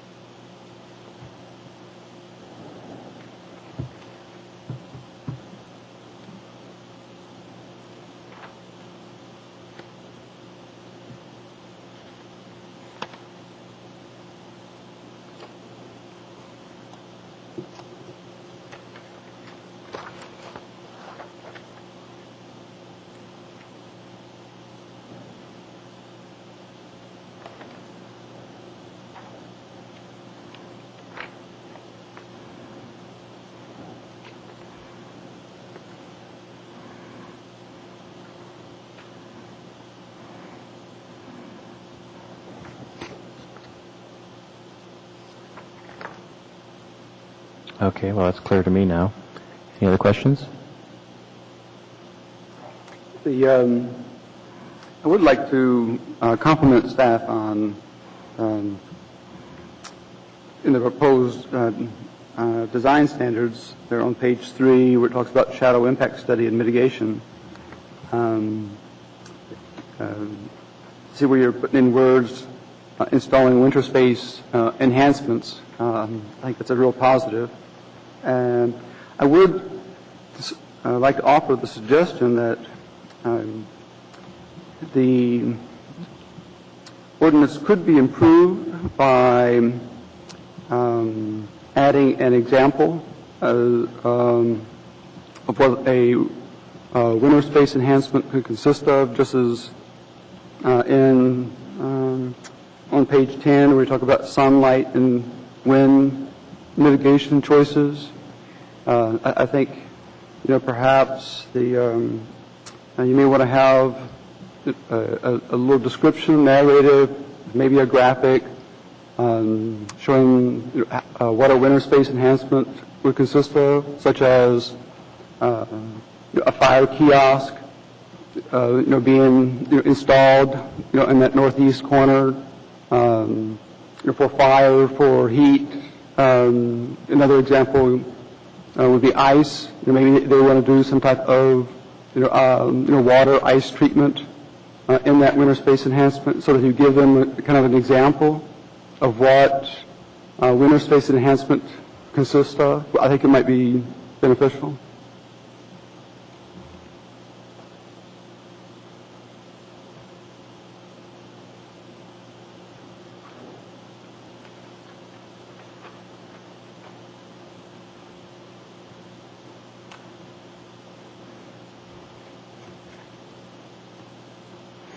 And I would renew my standing protest on this whole idea of sun studies.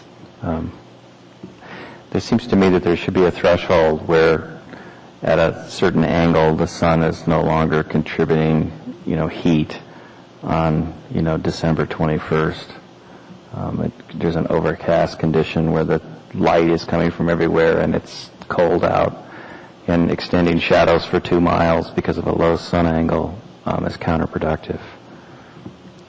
I don't know if that's something that we could get some input from the university on or something, but it's always been my contention that if you're not dressed properly in December, no amount of quote-unquote sunlight is going to help the situation, and that we should really be looking at, February on or March on in terms of actual solar contribution, because as you know, when you start doing those sun angle studies, the shadows get to be quite long once you get into those deep winter months, and the light that we're talking about it's a different kind of light. It's a magical northern light that we should be embracing for its diffuse qualities, not for any kind of solar contribution. Mr. Chairman, on page 10, that number 1, where last sentence, I do believe it may address your concern. The building placement, massing, and height shall be such that neighboring area receives at least 4 hours of sunlight access on March and September 21st. So it kind of does between September and March. Well, touche. Good job then. Okay.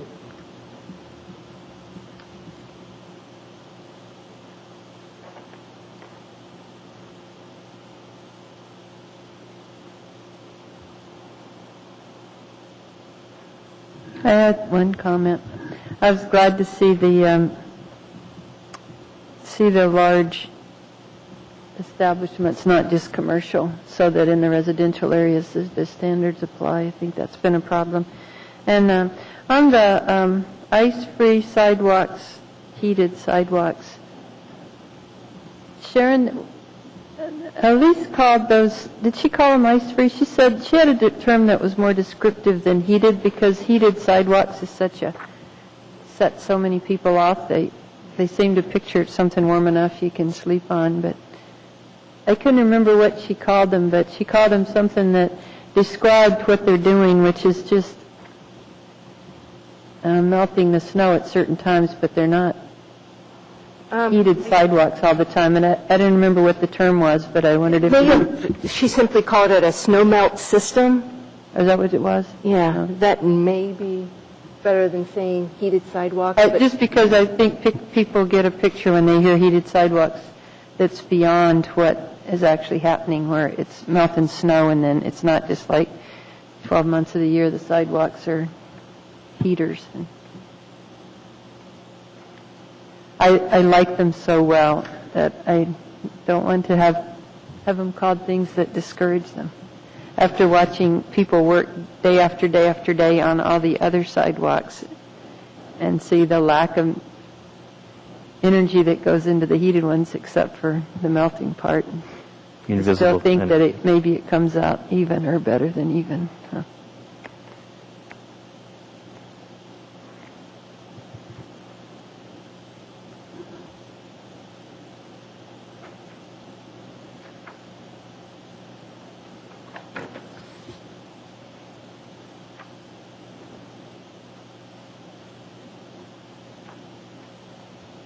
Can I ask a question?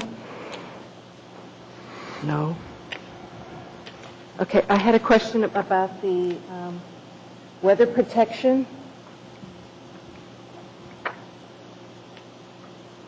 It says that it has to be at least 200 square feet and a minimum of 8 feet in height and a maximum of 16 feet above the ground surface.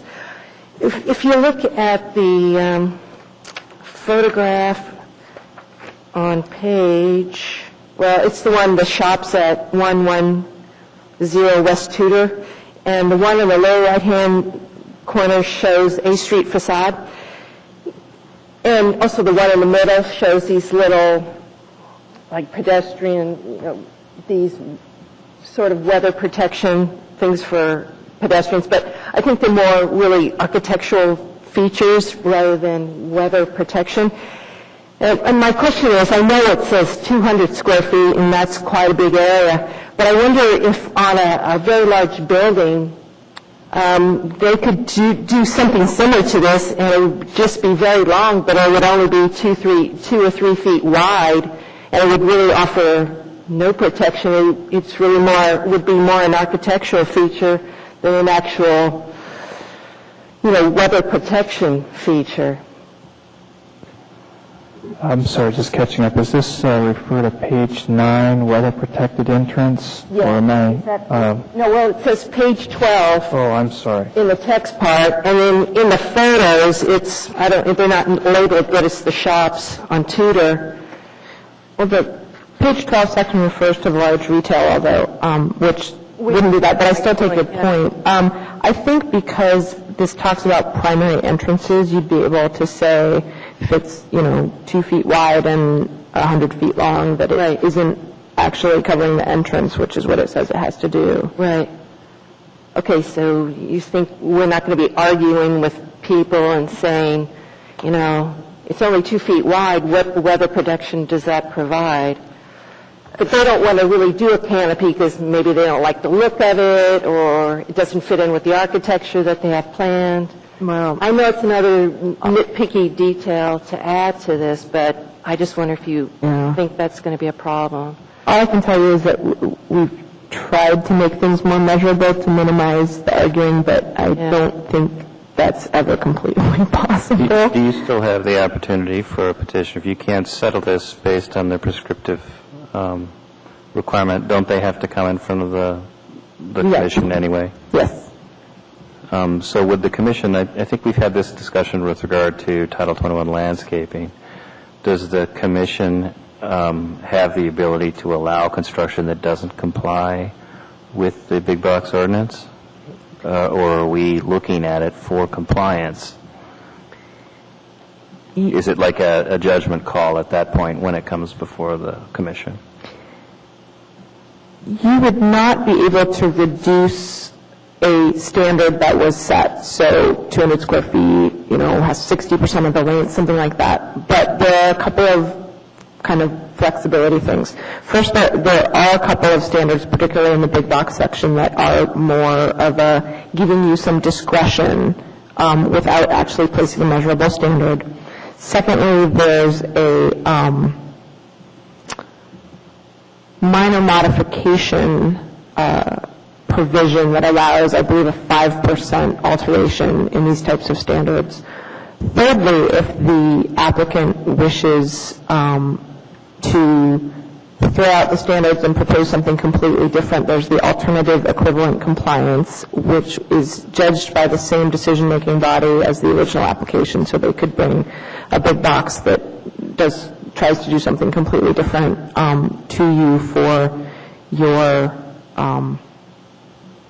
approval. And fourthly, there are approval criteria that must be met, and so if you feel that what they've done with meeting the standards doesn't meet the approval criteria, you can add conditions to make them meet the criteria, but no, you can't waive things.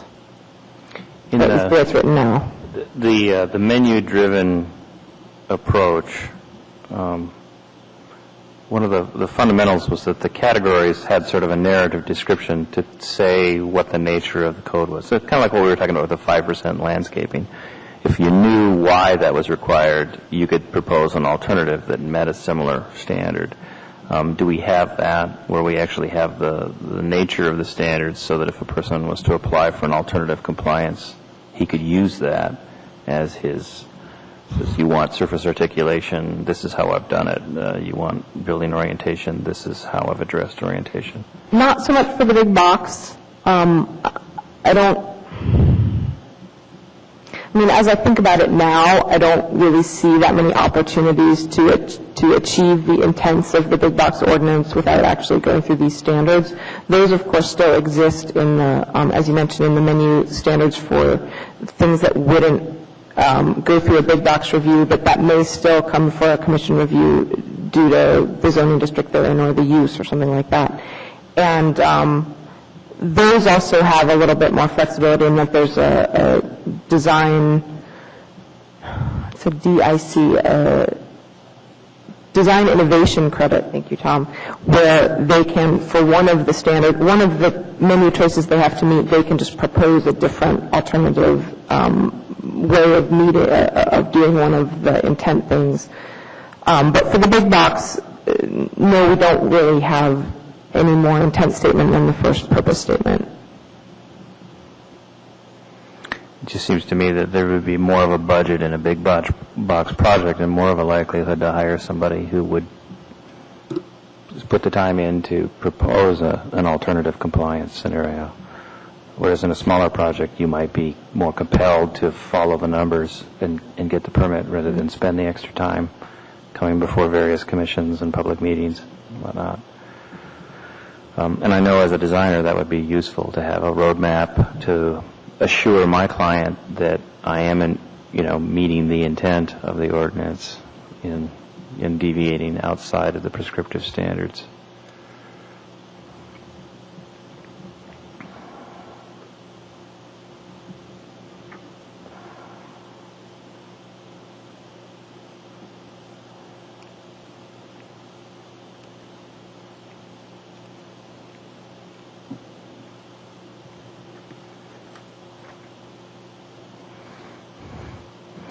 So what do you need from us? Some sort of statement of approval? We'll go forward. We've reviewed this. Take no exceptions, or? I had, when I had spoken to Sharon earlier, I had thought, well, really this time would be good to have a resolution, and the Assembly Committee actually did make a point of, specifically requesting the UDC's comments on this section, but I would also be happy to go the route that we went with the residential standards. I could draft a letter that expresses the comments that we've heard this evening for your approval, if that's the way you wish to go. Well, if we were to draft a resolution, we'd probably be looking for your, somebody would have to draft that resolution. Yes.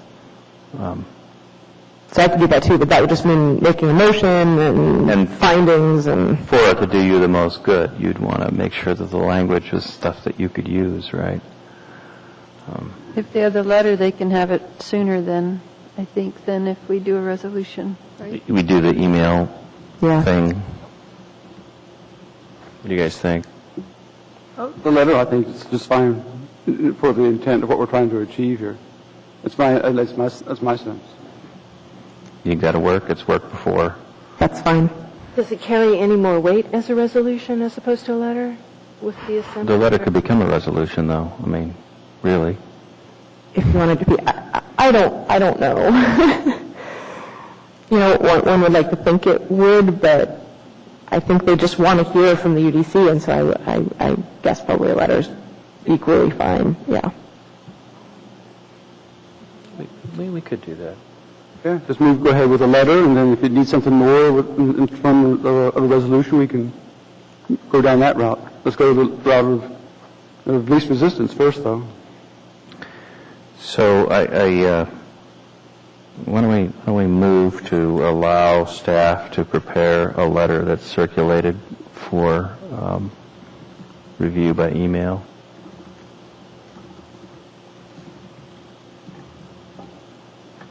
Commissioner Kemplin?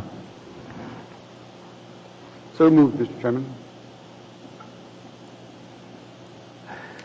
I think we're getting out of order. I was suggesting a motion of that type. I guess I could say that we move to allow staff to prepare this letter, and we'll accept Commissioner Kemplin's as a second, I guess.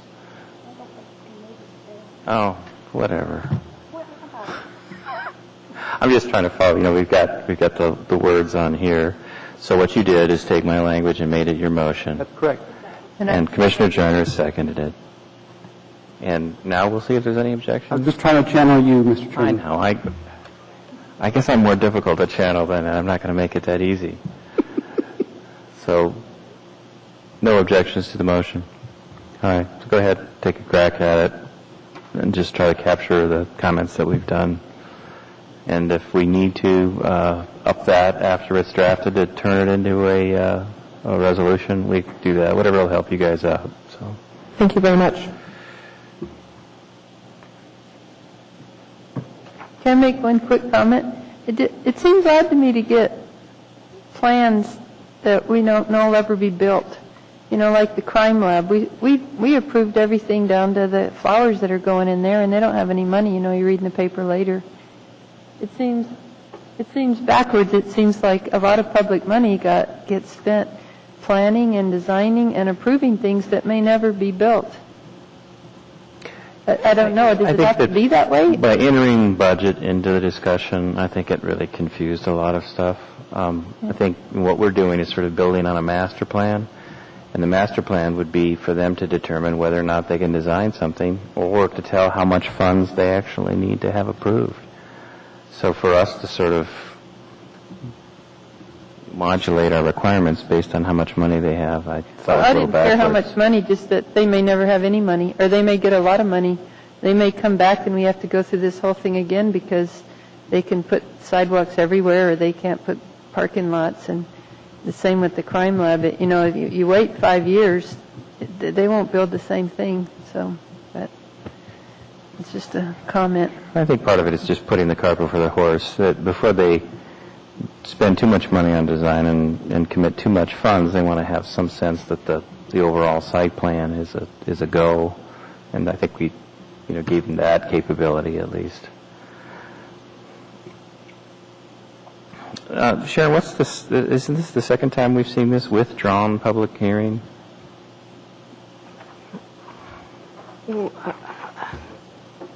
Yes, that's a complicated issue.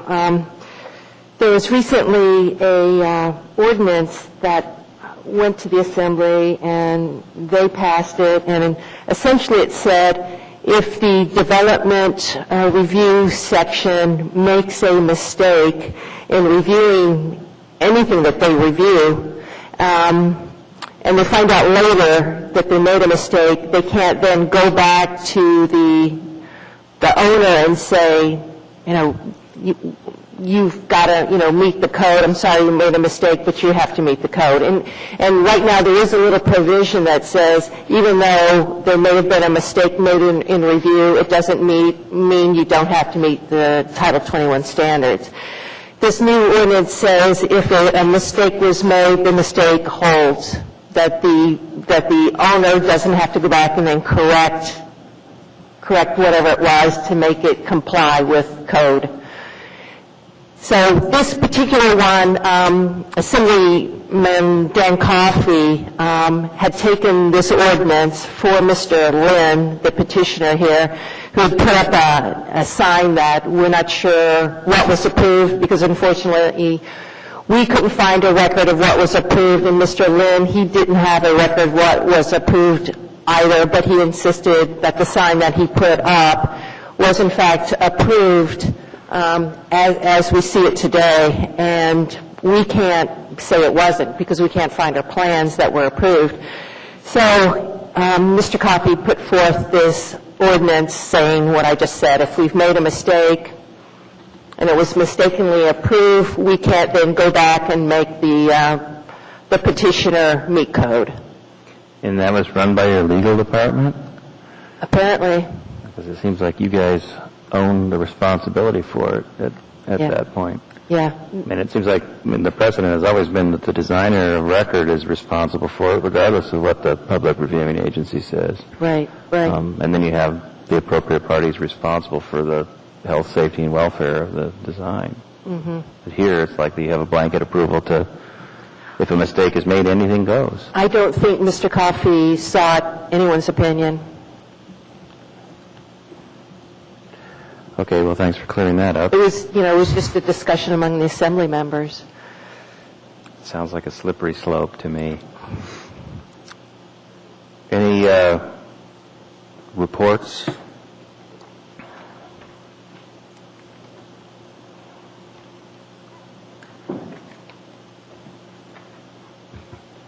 Nothing?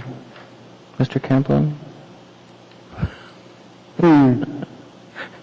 Are you on the commissioner comments? Or commissioner comments? So, hey, as a matter of fact, Mr. Chairman,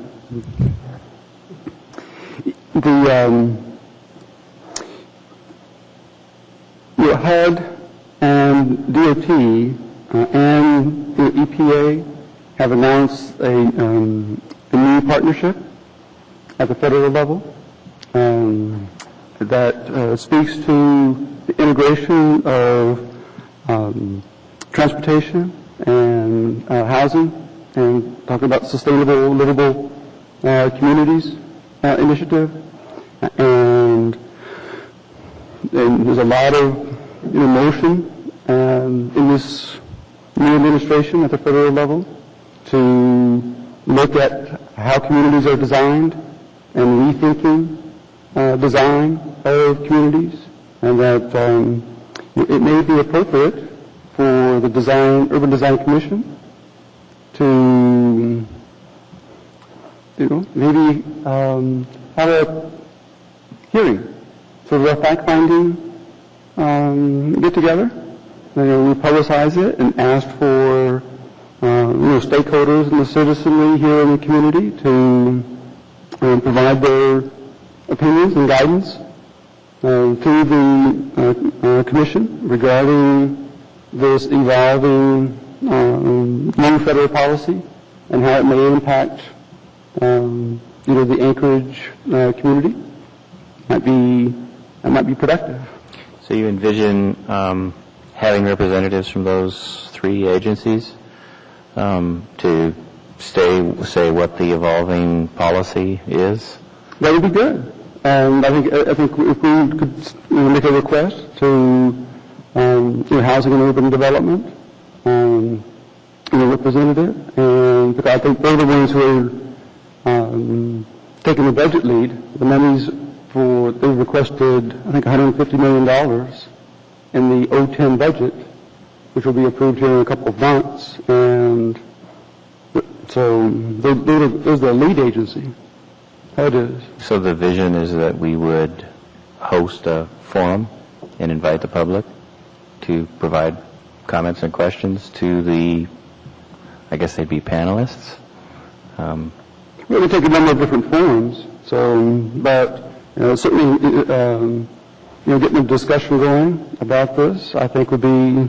It doesn't have to be tomorrow or next month, but just wanted to kind of make sure that the commission members are aware that this is a fairly significant change at the federal level that's occurring, and it's also, we'll see what Congress does, but they've also have it linked with the new energy bill that's been passed by the House in terms of climate change, and and the measurement of greenhouse gases, and about linking transportation and land use, particularly with housing and transportation. And so, as we are addressing, for example, mixed-use development, in our site plans, it has fairly, it has a lot of very, I think, germane relevance to what we do and we will be doing, over the next few years. So, my position is softening on this. You brought this to our attention a few months ago. If you're willing to take the ball, and if you're willing to take the ball and organize something like that, I wouldn't stand in your way. Well, there you go. Well, what about the other commissioners? Why don't you, at this meeting, or send a notice to get together a committee that can come up with a proposed format and who would be there in a time frame, and then, because if you don't do that, then 6 months we'll say, oh, Alan had that good idea, but we forgot about it. To come back with something concrete that we could proceed with or not. Okay. Sounds good. It is a good idea. I mentioned the program that Robert Liberty did before the last meeting, but you weren't here. Oh. But I knew you would have spoken up had you been here, that it was, that's a very worthwhile way to engage the community. That was the thing. Who sponsored that or put that on? The Anchorage Citizens Coalition. It was at City Hall. And what was their role in that? I mean, in terms of... I don't know. I just saw a notice from them, and everybody. It was the room was very, very crowded. A lot of people were interested and came. I don't know if you know. I think they just sponsored it. I think he was going to be here for vacation, and they said, "Oh, while you're here, could you please come speak for an hour?" And he did. Yeah, he was in town already, and this local organization, nonprofit, says, "Hey, we know what you're up to. You've been doing a lot of, you've become recognized as a national leader in this field. Would you be willing to, come and speak, to the community if we arrange a space and time and advertise it?" And he says, "Sure." All right, you're wearing me down. If you want to form a committee and make a proposal to us at next month's meeting, proposed format, agenda, how it worked. The committee's been formed then. Anybody else want to help out?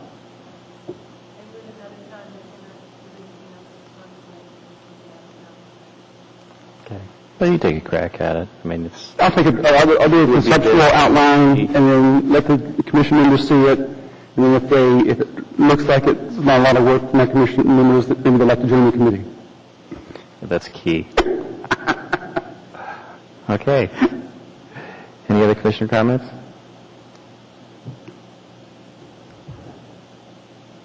Motion to adjourn? Sorry. Patricia, did you want me to speak to the packet materials? No? Okay. There was a big thing on the back, big print on the...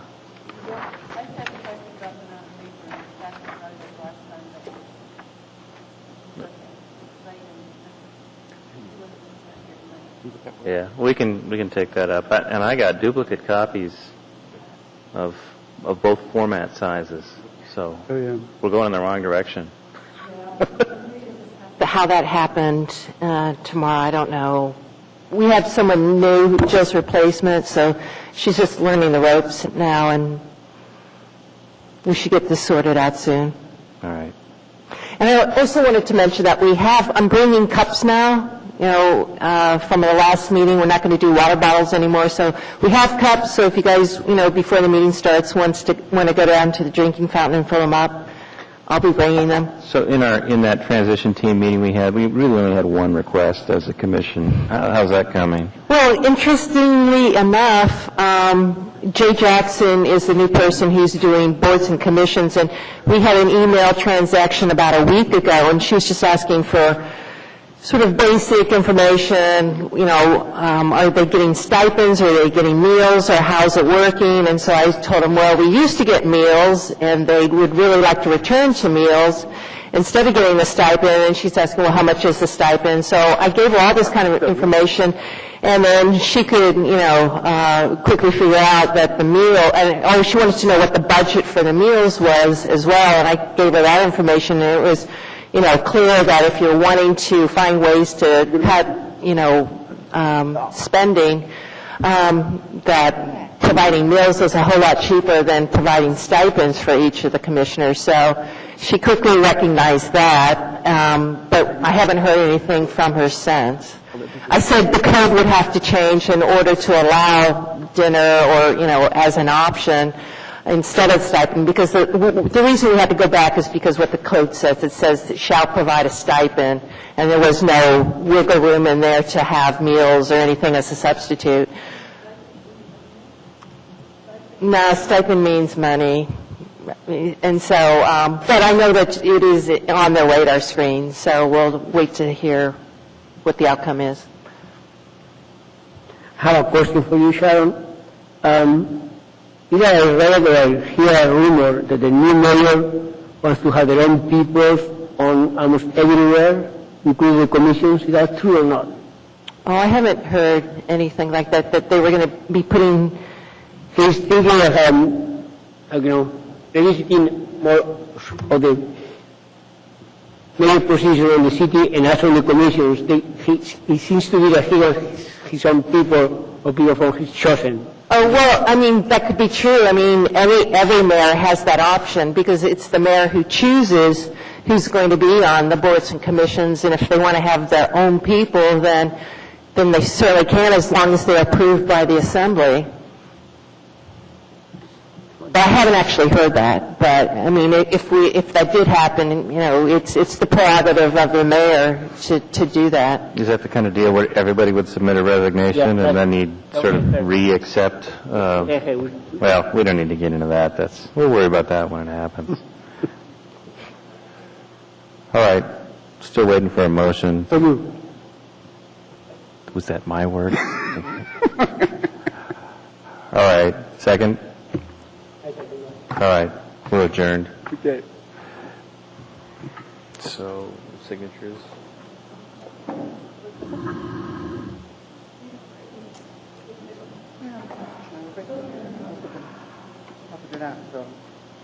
One of them you don't, wait,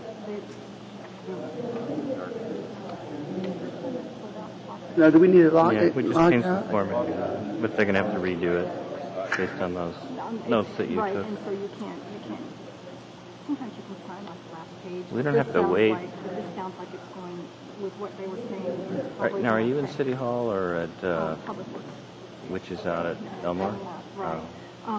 Because of what they're going to add into each of these, it's more than likely going to flow over to this last page, so we'll get to it, not to worry, but this one they approved, so you could go ahead and sign that one.